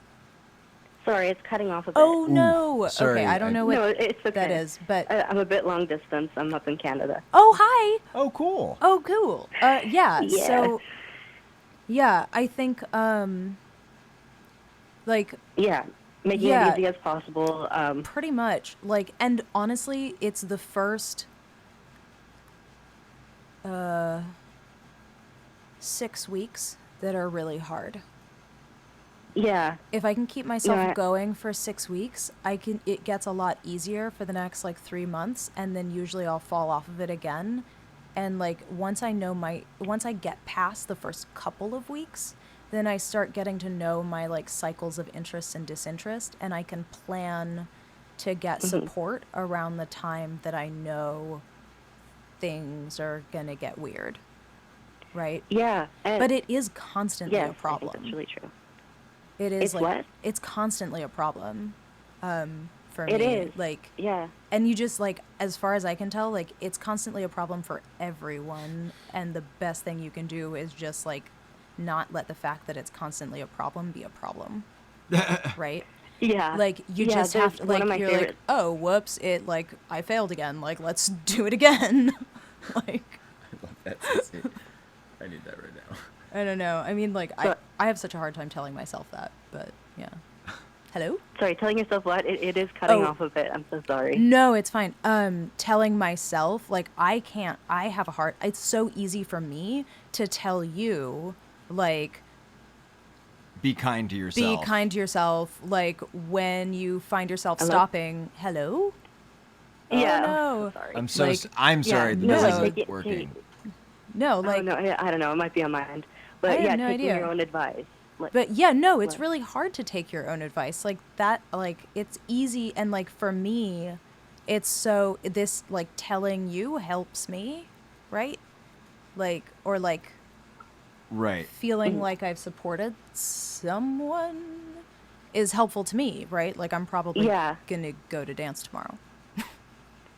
Yeah, yeah. Right? Well, it's like it goes in like I really related to you talking about like feelings of inadequacy and like am I good enough and stuff. And that goes even with like stuff that is just beneficial to myself. It's like am I good enough at self-care? Oh, Thinking those thoughts are not good self-care, and it's just like this weird. Like, yeah. Those like, thoughts. and that's Right. Yeah, those thoughts happen all the time. I don't think there's anything. I haven't found anything to do about it. No, Like- I think that thinking of yourself as the same people as the people you're giving advice to, like, this is silly, but my therapist is keeps telling me, like, treat yourself like a person. Yeah. Because it is hard to, like, treat yourself like a person, right? Yeah. Like, to consider yourself, to follow your own advice and to treat yourself with the same amount of compassion as you treat other people. Yeah. Like, I don't care if my friend said, like, oh, I didn't go to the gym, but I care if I say, like, oh, I didn't go to the gym, you know? Yeah. Right. Yeah. Huh. Yeah. Absolutely. I think when I'm being hard on myself and while I'm talking to my mom will usually say, "You can't treat my daughter like that." Yeah. Oh, my God, that's such a mom thing to say. Yeah. She's so fierce about it. She's just like, Yeah. "You can't treat my daughter like that. That hurts me. Stop." Yeah. I love that. My mom's a fierce lady. That reminds me, Lauren Shippen But, was yeah. on a while back and talked about the hell phone, where like you tell Yeah, things to no, I yourself. remember that. Right, Oh, and so like it God. reminds me of that. Yeah. Mm-hmm. One yeah. of my acting teachers called that the weasel. The weasel who The sits. weasel what? The weasel, the voice in your head, that's like the weasel who sits on your Like shoulder there's an and tells you that evil you're little bad. weasel. Yeah. And so he, Right. you know, like he teaches clowning, but he's like, yeah, guys, okay, so 99% of acting is weasel management. That's too adorable. good. Oh, my gosh. And he's like, I heard not the wrong. metaphor of, like, hecklers on the bus.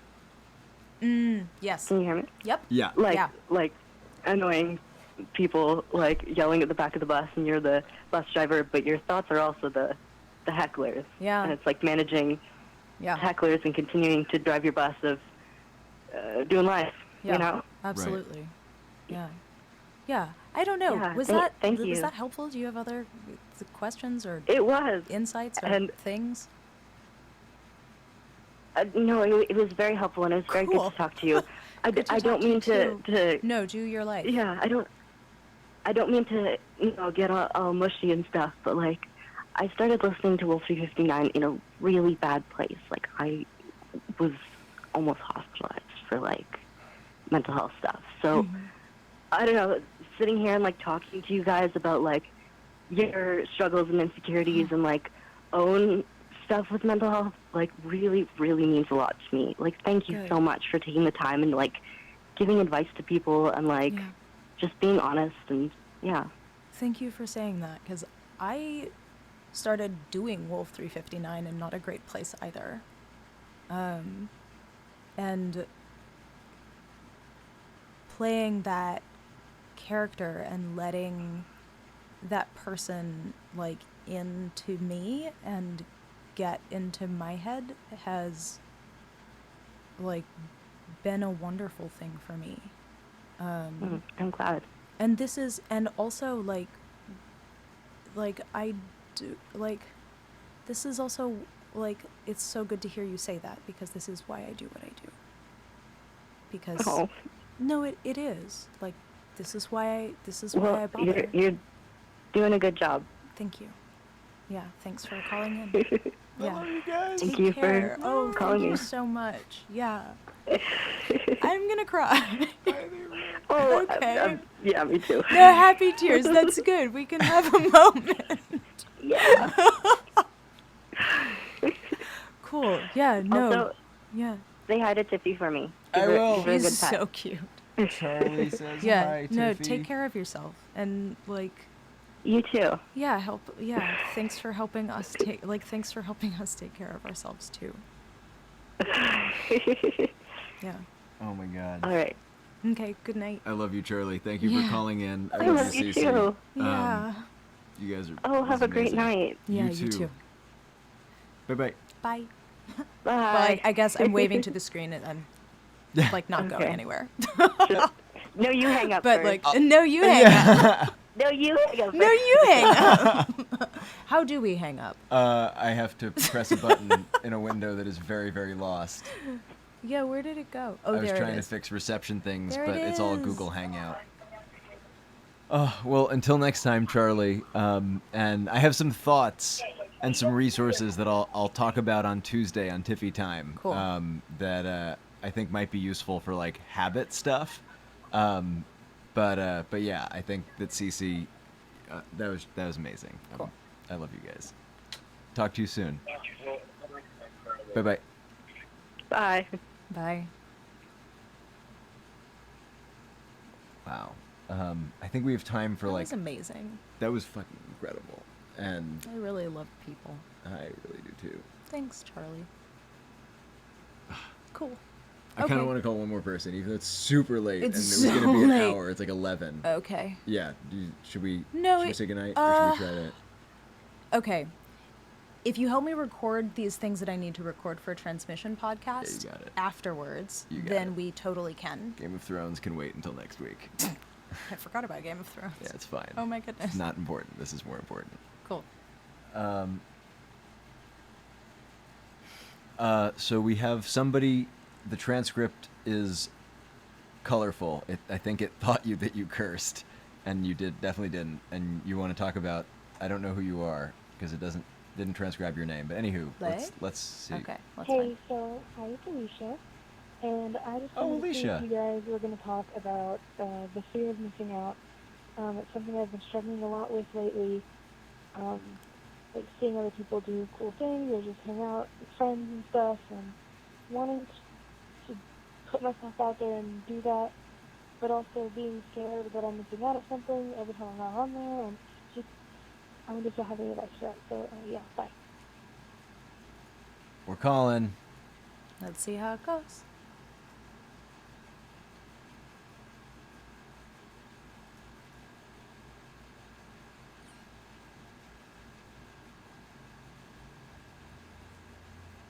Do, do, do.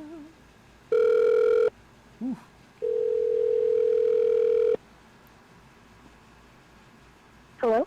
Hello? Hello. Hi. Hi Hey! there. How are you, Alicia? I'm great. How are you? We're pretty good. This is amazing. How can this be bad? Yeah, we're having a pretty good time. Hi. Thanks for calling. Yeah, and I am so down to talk fear of missing out. Yeah, that's I a know thing. you mentioned it a little while ago, and I've been kind of hoping you'd touch on it since then, Yeah. because it's kind of something I've been going through, I guess. Oh, yeah. Can you give us a little bit more context? Like, where are you feeling that fear of missing out? And is like, are there like areas? Yeah. Just in a lot of areas in my life. Honestly, just like seeing an Instagram post and people hanging out, and I'm like, oh, I wish I could hang out with those people. They look like they're having fun, or Yeah. you know, watching people do cool things, and you're like, hey, I wish I was a part of that, and it, Right. you know. Yeah. So I just want to jump on one thing before we get into I think the meat of it, which is that apps are designed to keep us dissatisfied to the point that we'll keep using Yeah. them. So like all the dating apps, all the social media apps, like all of these things want us to keep clicking, and if we are satisfied, we will not keep clicking. And so like Yeah. for sure. I think keeping that in mind, that they're like engineered for dissatisfaction and a Yeah. particular kind of addictive self-satisfaction, I think is useful to just like kind of course correct when you have that thought. You can like remember that there's like somebody who is like trying to like cast a spell on you, and so you can like, I don't know, in Yeah. that like hear a sense It's a thing. of like memoria where it's like somebody else has put that thought in your head, and like it may not answer the question, but it gives you a place Oh, to yeah, start so that's fun. like Instagram, like you want me to not like my life as much as these photos, or like think that these photos are better than like what I'm doing, so that I'll look at more photos. Like, screw you, Instagram. Yeah. I'm gonna like delete you off my phone this week, or like for the next day. Yeah, I actually realized, like, thinking about this and thinking back, like, specifically fear of missing out on social media stuff, I realized that kind of, I think my last post on Instagram is from like 5 months ago. And I'm thinking about it and I'm like, wow, I actually stopped posting my stuff on Instagram as I picked up a job doing the Google Analytics for people's social media accounts. And that would like seeing the inside of how personal brands and businesses put together their Instagram accounts and curate their Instagram feeds in like in a professional context, and that's, you know, like, they're legitimate businesses, like that's how they should be doing things. They're not trying to fake anybody out, like it's, you know, a professional photographer or like somebody in the arts, like, but seeing how a professional business puts together an Instagram campaign reminds me how similar that is to how like people in a social context put together their social persona, right? Like, it is a performance. We perform for each other, right? So, like, for me, like, stepping away from Instagram for a second was like, how do I like tweak a performance so that I get it right? And that was me like kind of falling off the rail there. And also like, how do I take care of myself and look at things differently for myself so that I don't get hit with like feelings of jealousy or inadequacy? Is like, how do I remind myself that this is a game and this is a tool, right? So like, how do I keep this as another context? And one of the things that I started doing was following like businesses that I admired or people that I have a close window into their life, right? Like, I at the modern dance studio I go to, there are like a lot of famous companies and dancers who go in and have these like pristine Instagram accounts, but I also hear them in rehearsal yelling at each other, right? Like, it is not beautiful all the time. You know, like they might look great from like chest up doing their like amazing thing, but like I also can see their like foot fungus. Like, that's something. so it's like how do you remind yourself that like you're just seeing the tip of the iceberg on social media, right? Like, how do you remind yourself that it is like Oz, basically? And how do you like that? Those are the questions that I'm asking myself, right? Like, how do I remind myself that this is a big game and a big smoke and mirrors situation and not how real life is? And how do I like keep myself in touch with real life and with what people are like who do I talk to who's going to be straight with me about how they're failing, right? And like and like, how do I feed myself, like how do I maintain a connection with myself and with the people that I care about and the things that I care about that is going to like strengthen my worldview, right? For me, one of the things that actually helps me is that actually, super personal information, I have like super crazy hormones, to the point where like it was like really messing with my mood, and I was actually concerned that I was concerned that I had like a mental health disorder or something. It was like it manifests itself as like truly epic mood swings. So like I'm on like low dosage birth control to keep myself stable, and like that's how I take care of myself. Yeah, like professional help is a thing. It's real and important and valuable, and that is what works for me. You know, like I have no idea if that's relevant, but yeah, that's I'm actually on anxiety medication for much the same reason. So yeah, that's awesome. That's the thing. Yeah. So like, most of my fear, I think, stems out of I was a high school cheerleader for 4 years. Well, I was high school employee as a cheerleader for 7 years, and I was the nerd. So I didn't get along with a lot of, you know, people on the cheer team because they weren't nerds. And I just kind of wanted to hang out at home in my free time and watch some nerdy TV and listen to podcasts, and that wasn't always cool. So I would see, like, when I'd get out of practice, I'd see that everybody went to eat, and they didn't invite me. And so how do you personally deal with feeling like you're being purposefully left out, I guess?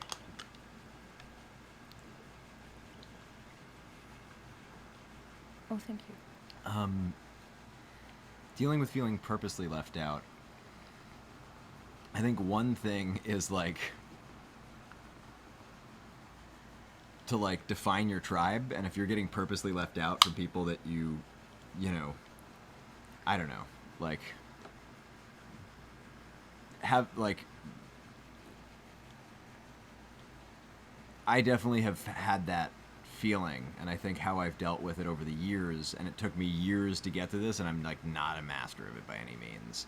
I think I've like tried to start hosting my own parties, and like that's not necessarily the solution to yet. Like I think like, you know, there's like one intervening and like talking to the people, and especially like anybody that you think is like the inviter, and just like making a request like, hey, I'd love for you to invite me to like X, Y, and Z. Like I saw that you're having it look awesome, and I'd love to come next time. Can you let me know if it happens? And then if like it happens two more times and they don't invite you, then it's like I think a pattern where you can like, you know.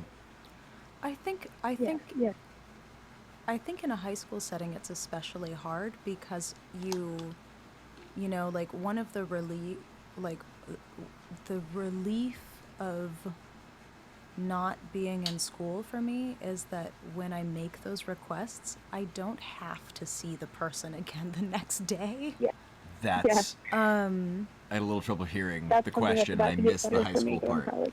Yeah, so I think and I think also like one of, you know, as somebody who dealt with a lot of, I've been in situations where I was actually purposefully left out, and I've confirmed that in real life, like with 2 and 3 other people, and then other times where I was imagined, where I like didn't realize that people were just scared of me, right? Like there are a couple of situations where like people were like, oh no, we actually don't like her, for whatever reason, right? And then, but most of the time, like, but that was very, very rare. Most of the time, it was, we thought you didn't like us very much, or we didn't know how to talk to you. And I think that remembering that other people are just as scared and intimidated of me as I am of them is really, really hard to remember. And that is what I struggle with reminding myself of. And I think that,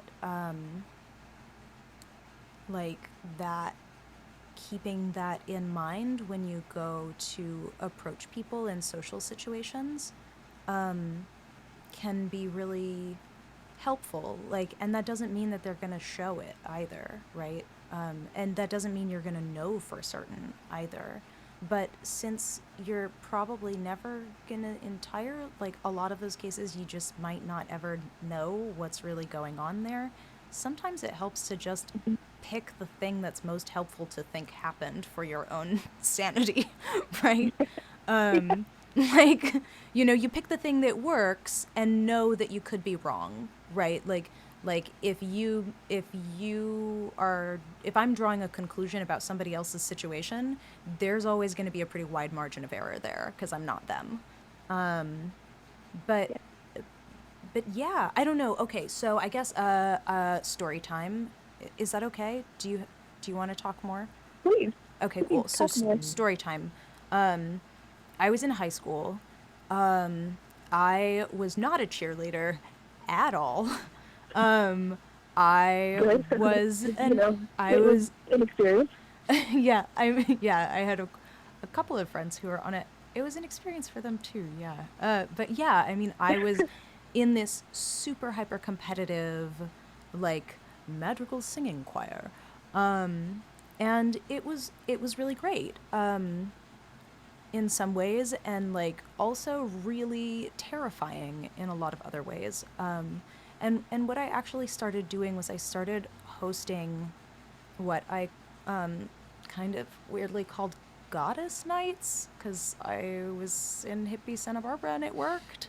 But I started inviting like a couple of my friends over for like we'd like dress up in black tie and like drive to Trader Joe's and get all kinds of snacks and then come back to my house and like do like eat the snacks and like give each other massages and like read poetry aloud, and then like we did this, we at midnight we'd always do them at the full moon, and we'd do this like strange ceremony where we like proceeded with like a chalice or like this like cup, basically like a fancy cup, into the backyard and offered it to the moon along with stuff that we'd write on slips of paper, and then we'd dance around with scarves.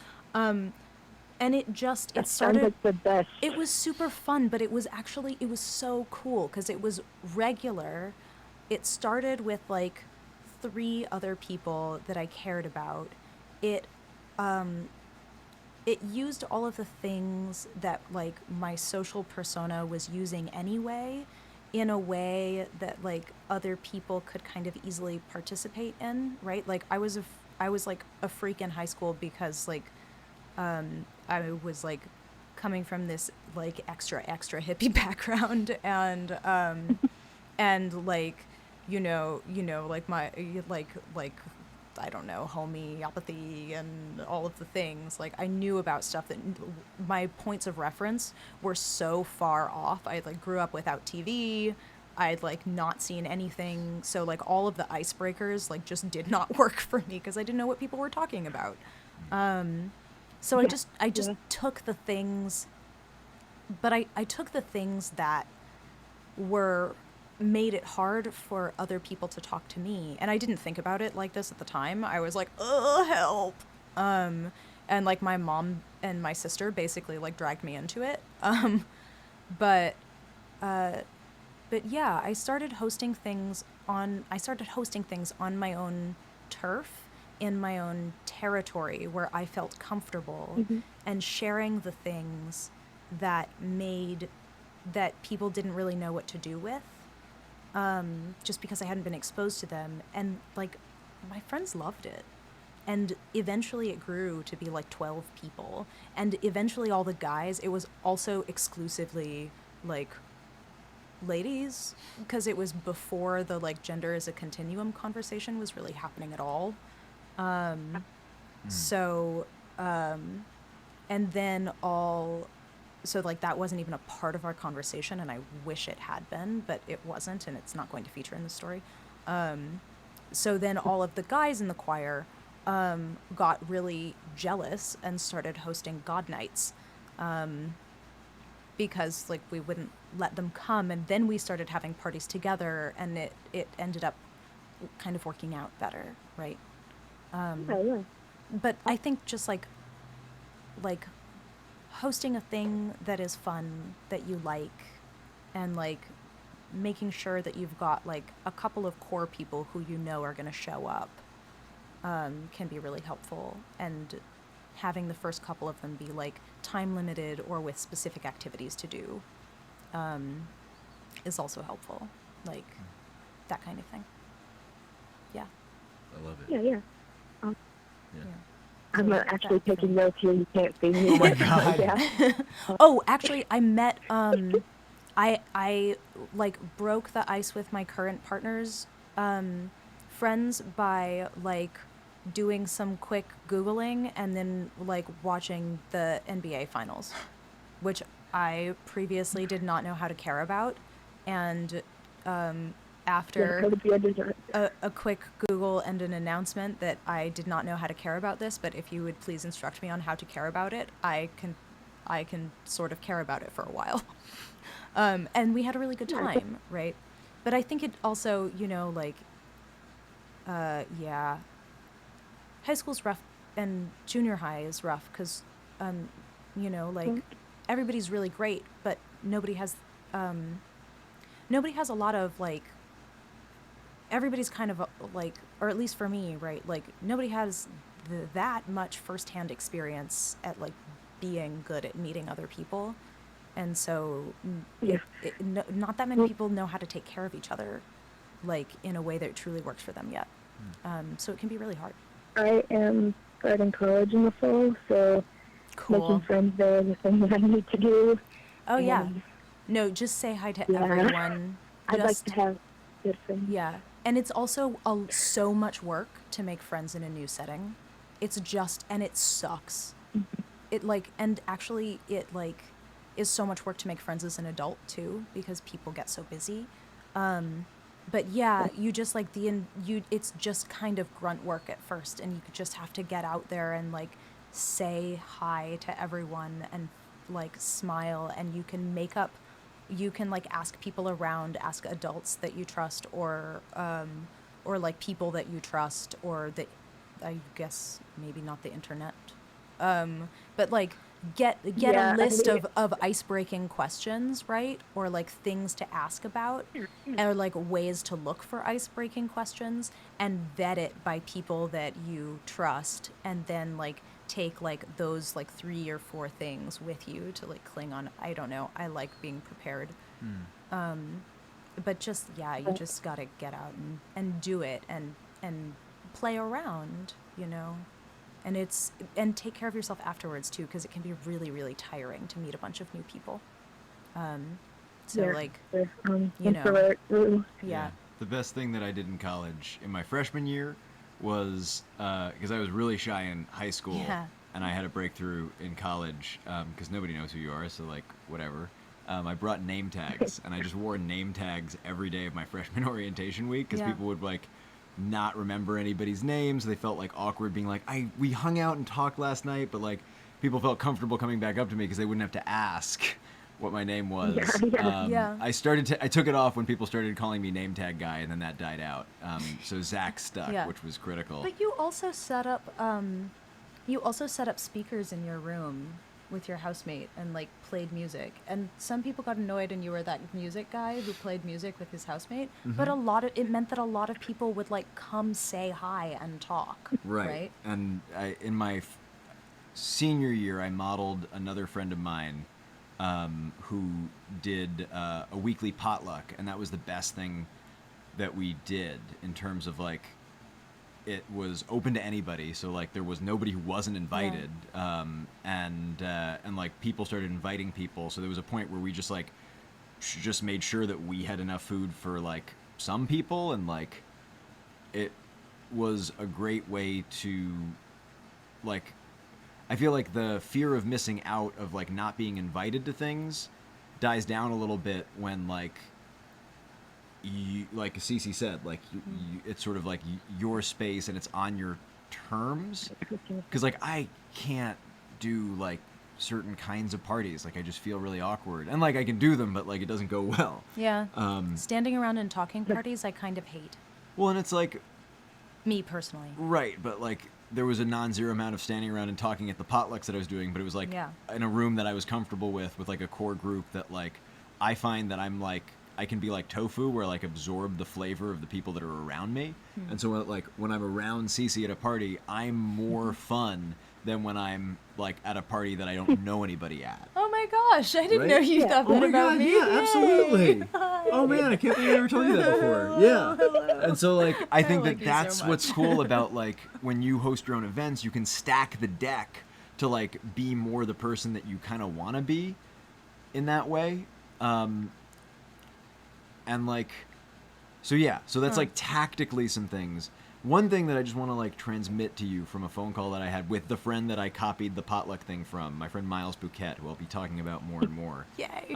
He's at an incredible, what sounds like an incredible retreat center called the Center for Mindful Learning that I really want to visit, and is one of my stretch goals in life. We're going to see how we make it work. But long story short, I was on the phone with him last night, and sort of, like, running through my like successes and failures and trials and tribulations, and at a certain point he just like kind of stopped me and was like, you know, because like I have FOMO like in when I think about him, because he's somebody who's like really good at focusing on one thing at a time in a way that I'm probably never going to be the way that he is about that. And that's, if I say that, I create it that way. But long story short, he's great at focusing and finding teachers, and he basically dropped out from modern life and like has been traveling around the world finding meditation teachers, found the one that he was looking for in Vermont. And so like part of me is like, holy shit, like my friend's gonna fucking find enlightenment and I'm gonna be in New York City just like slaving away, and like, you know, it's not gonna work out. Yeah. And like that's kind of insane.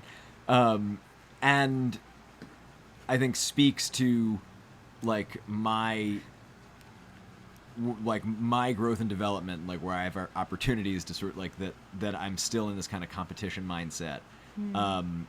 And so like one of the things that was really helpful, because like I think that there are like on the phone with him I discovered like one, both of us are probably more interesting, relevant, and living more meaningful lives by living them as friends together and sort of like as like interweaving threads of the double helix of DNA, like finding more fruit between each other than if we were in vacuums alone, where we would just be arbitrarily like pounding pavement or sitting and meditating on a mountain. And like being able to compare notes, I think, makes both of our paths more fruitful in the end, which was one really cool thing on the call to discover. And then the other is he just like had me shut up, and you know, because like I'm like, I binge too much Netflix and like I'm not like doing enough of that, or the blah blah blah. I had my like lists of like what I'm like not good enough at or like too focused on, and like and he just like had me shut up and like, here,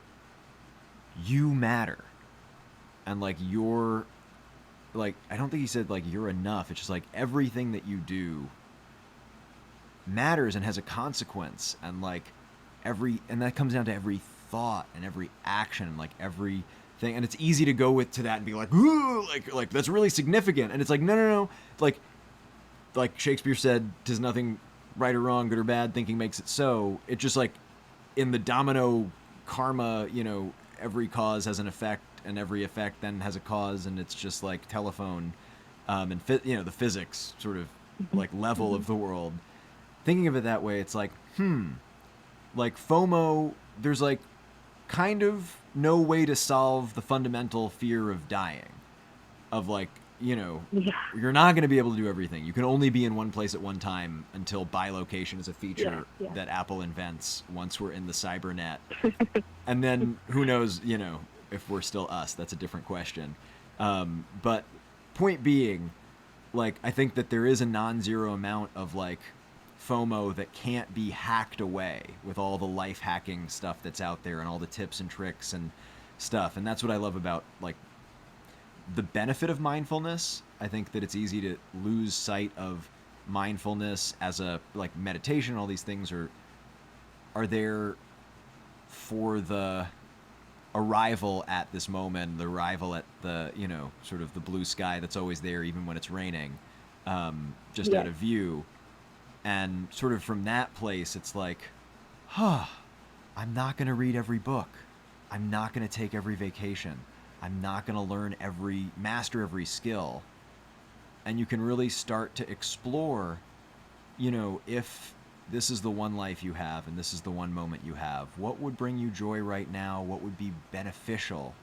I think the last thing that Miles said that I'll share with you right now that was really like, oh crap. He was like, try cutting the fat and seeing what you're hungry for then. And I was like, immediately went to this like really like, I'm angry at my friend place of like, screw you, I'm not gonna like give up my apartment and sell my cat and like forsake my friends and move to your stupid meditation place and like, you know, like, and like just give up my life and like live your life. Like that's not, because like we've had those conversations in the past and I get really judgmental when I think somebody's telling me what to do. But that wasn't what he was saying. All he was saying was, if I really think about it and sit down and make a list of like things that I'm doing that aren't like bringing me joy or feeding me and kind of like vampiring my energy, like not watching Netflix, but watching 6 episodes of Netflix in a row when I have other things to do and mostly sleep to get to. Like, I could Yeah. maybe, like, you know, Yeah. and so, like, and then there was I lists feel of that. things that, like, I could be doing that, like, it's not that I don't have time for, I'm just spending them doing other things. And, like, in doing that sort of, like, house stock, like, what's, like, a walk down the block that I can do tomorrow that's not going to take more than 5 minutes? And like Cece said, like, can I put my running shoes out before I go to bed so that when I wake up, it's not like, I'm not going to go run it, because it's like, crap, I put them out. Like, you know, like, it's easy. Yeah, for sure. What have you gotten out of this? Is there anything that you're sort of still thinking about, or anything that you've heard that you're interested in exploring later tomorrow? I have definitely taken a lot of notes. That's the kind of person I am. But yeah, it's been very beneficial to making friends and feeling less left out, especially the last thing you were talking about there with living your own life, you know, and not just giving up on your life because someone else is doing something that looks cool. Yeah. And remembering that some mother, some gentle human is being paid hundreds of thousands of dollars to engineer a thing to take you off your game, Yeah. to make them money. Yeah. Yeah. So that's a thing. Yeah. Anywho. I think it's also just like, That's it. I guess the last thing. Something. Yeah. So yes, that. Sorry. And for the real life stuff, like for the social media stuff, it's supposed to do that. Right. How do you remind yourself that it's supposed to make you feel that way? Yeah.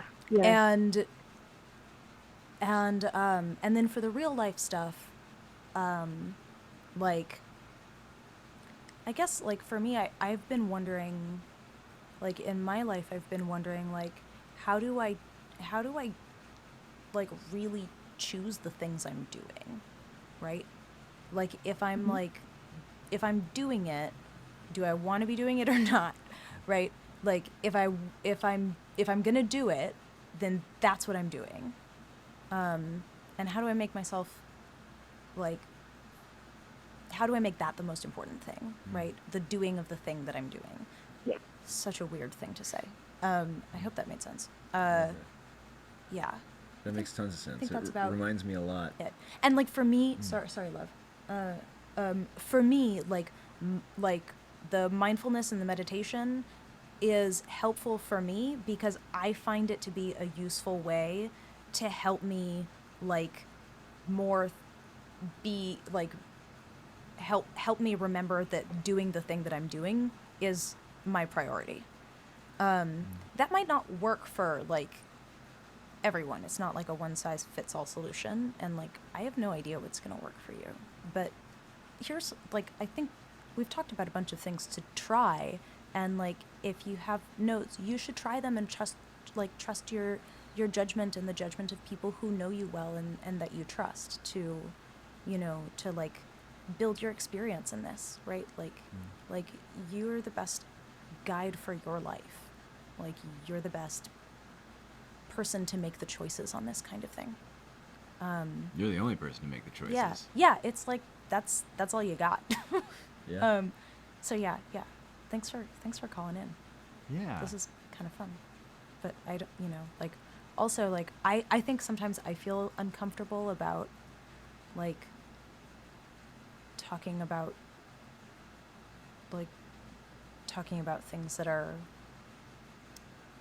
like my thoughts on things that are like not in my direct experience, because I don't know, like I can't guarantee, like I'm not a mental health professional, I'm not a sociologist, I have a degree in theater studies. Yeah. You Film. know, like yeah, so like I've got my life experience, but that's about it, you know. So yeah, yeah, that's all.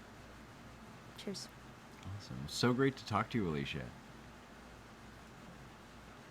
Alicia, Oh. did we lose you? I don't Hello? know. We can't hear her anymore. I don't see the call though. Oh boy. Yeah. Uh, It sounds like she's been gone for a while. Oh my God, that's so funny. We've just been Sorry. talking at empty space. I mean, I know you're listening to the stream, but what happened? The call must I have have dropped. no idea what happened. Whoa, we've been doing this for a long time. That's super funny. Yeah, we definitely need to wrap up. So I have to go actually, to bed. I'm not going to get you back in the line. Yeah, please check I'm chat. so That's sorry. so funny. We like Ay, ay, I've ay. kind of said I'm gonna call you all back to the say things goodnight. that I want to say. Yeah. We'll just say goodnight, goodnight, goodnight, goodnight. But it's gonna take me, I think, like an hour to get home. Yeah. I'm gonna call you back really quickly. Oh God. It looks like Google Hangout has problems right now. Like it's logged out. Oh, weird. And we do need to wrap up. I'm so sorry. Okay. Yeah. I am sorry about that, Alicia, but we're gonna have you back on next week if you want to talk. But we really do need to wrap up. Yeah. Thanks for calling in. Yeah, It and was like great to talk to you while you were around. And good luck. And have fun. absolutely. Like experimenting with the things. Seriously. So to wrap up, I love you guys. I love you, Cece. Thank you for Yeah. coming. Oh, a yay. lot. Good friend. Seriously. And yeah, and like particularly, it's so funny. It's like I just like really appreciate your perspective on things, and I was really noticing like at certain points in like this part of the evening, my desire to like jump in and like say all the things, and then like notice one like how like uncanny. Well, like one like when I shut up, like the wisdom that comes out of your mouth, and like two, like how many times you ended up saying the thing.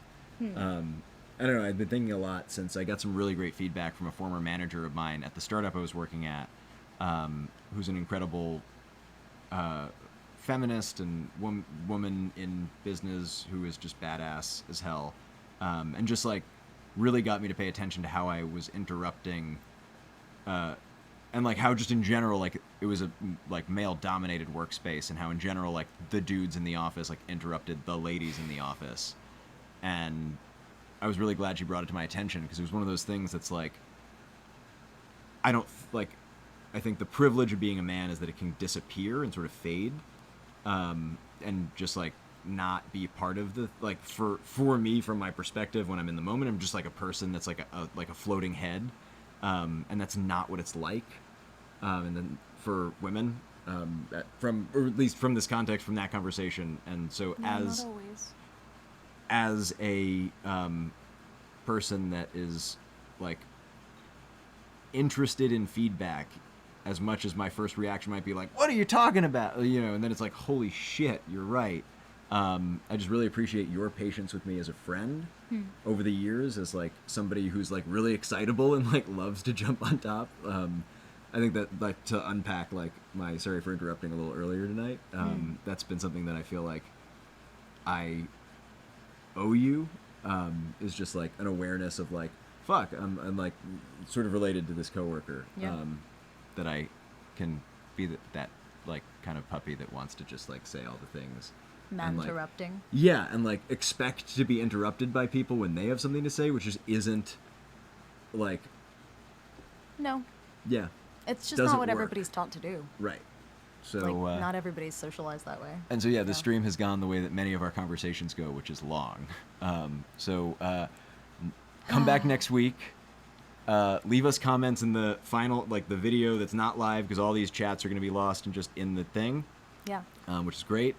And come back next week.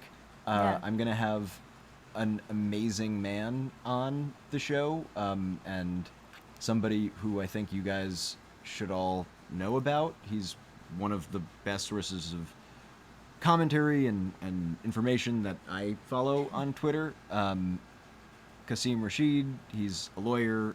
I believe he teaches law at University of Chicago. He's written a number of books that are incredible, and is you can check out trueislam.com. He's just a really badass guy, and apparently a dad joke extraordinaire, which I'm excited Cool. to go in with him. He's going to be talking about with me about cultivating sanity for yourself while you're trying to stand for sanity in the world, which I think is relevant more and more these days. Yeah. So yeah, thank you everybody for being here. Oh. Shout out. Thanks for sharing Zach with me. Oh my This god. has been fun. Seriously, Thanks for shout out having to me around, Zach, Oh too. my god, thank you Yeah. for making time to come here and for staying so late. Yeah. To almost midnight to stream with me. And just, I love all you guys. I so admire your just relentless ability to be honest and open, and just seeing so many leaders emerging in this community is just really inspiring. Yeah. And personally, I really appreciate all of you who have come on to my Patreon. It makes all of the things that I'm doing that aren't for money that I think are valuable in the world possible, because you become my investor and my boss and my just like my team, and I really appreciate that. And everybody who watches, like, I'm not considering anybody less of a team member, and it just makes a big difference. So I just want to say thank you to my patrons, and you can check that out at patreon.com/Zach Valenti. Yeah, where can people follow you, Cece? That's the last thing I want to talk about. Well, I will be posting stuff on Instagram in Scotland. At Cecilia Lynn-Jacobs. At Cecilia Lynn-Jacobs. No caps, no hyphen. Put a link in the description. Do. And you can check yeah. out the show that she's going to be in. I'll be around. And yeah, you can check me out in the show that I'm going to be in. I made a dance film, so we're applying to festivals and looking for a place to release that. So stay tuned, and hopefully I'll find a place to release it. If not, then we might just put it on the internet and see what happens. And then, yeah, I'm around on Wolf, and you can, like, find me through Zach is also a great place to go. Yeah, I think, yeah, mostly Instagram right now. I guess I should get, like, I don't know what kids are doing these days. A Twitter? Yeah, I couldn't find you on Twitter. I don't think you have one. You have one. I but it's a actually deep have dark. a Twitter account because, funny story, my sister's boyfriend at the time was playing for Feist, or was playing with Feist, who was playing a secret show in a church crypt in Harlem, and we had to sign up on Twitter to get tickets. So that's why I have a Twitter account, Feist is one of because my I wanted to favorites. go I'm so see. jealous. I wanted to go see. That's amazing. Yeah, because I Okay. wanted to go support my tangential friend. Do you want anybody to follow you on Twitter or just Instagram? You could follow me on Twitter. I don't think I've ever posted anything on Yeah. Twitter, so it might be really boring. But you can do it. Yeah, no, I think Instagram is probably the way to go right now. Yeah, right now. Cool. And then if I develop more channels in the future, or if people have suggestions, I'll let you know. Yeah, and it'll probably go on the Instagram. Nice. Yeah. Awesome. Cheers. Thanks for joining us, guys. Cheery. I'll probably put a link to subscribe to my channel over here, Bye, and a guys. video that you might like somewhere over here. Yes. And yeah, love you guys. Cool. Yeah. Thank you. Bye. Bye. Bye.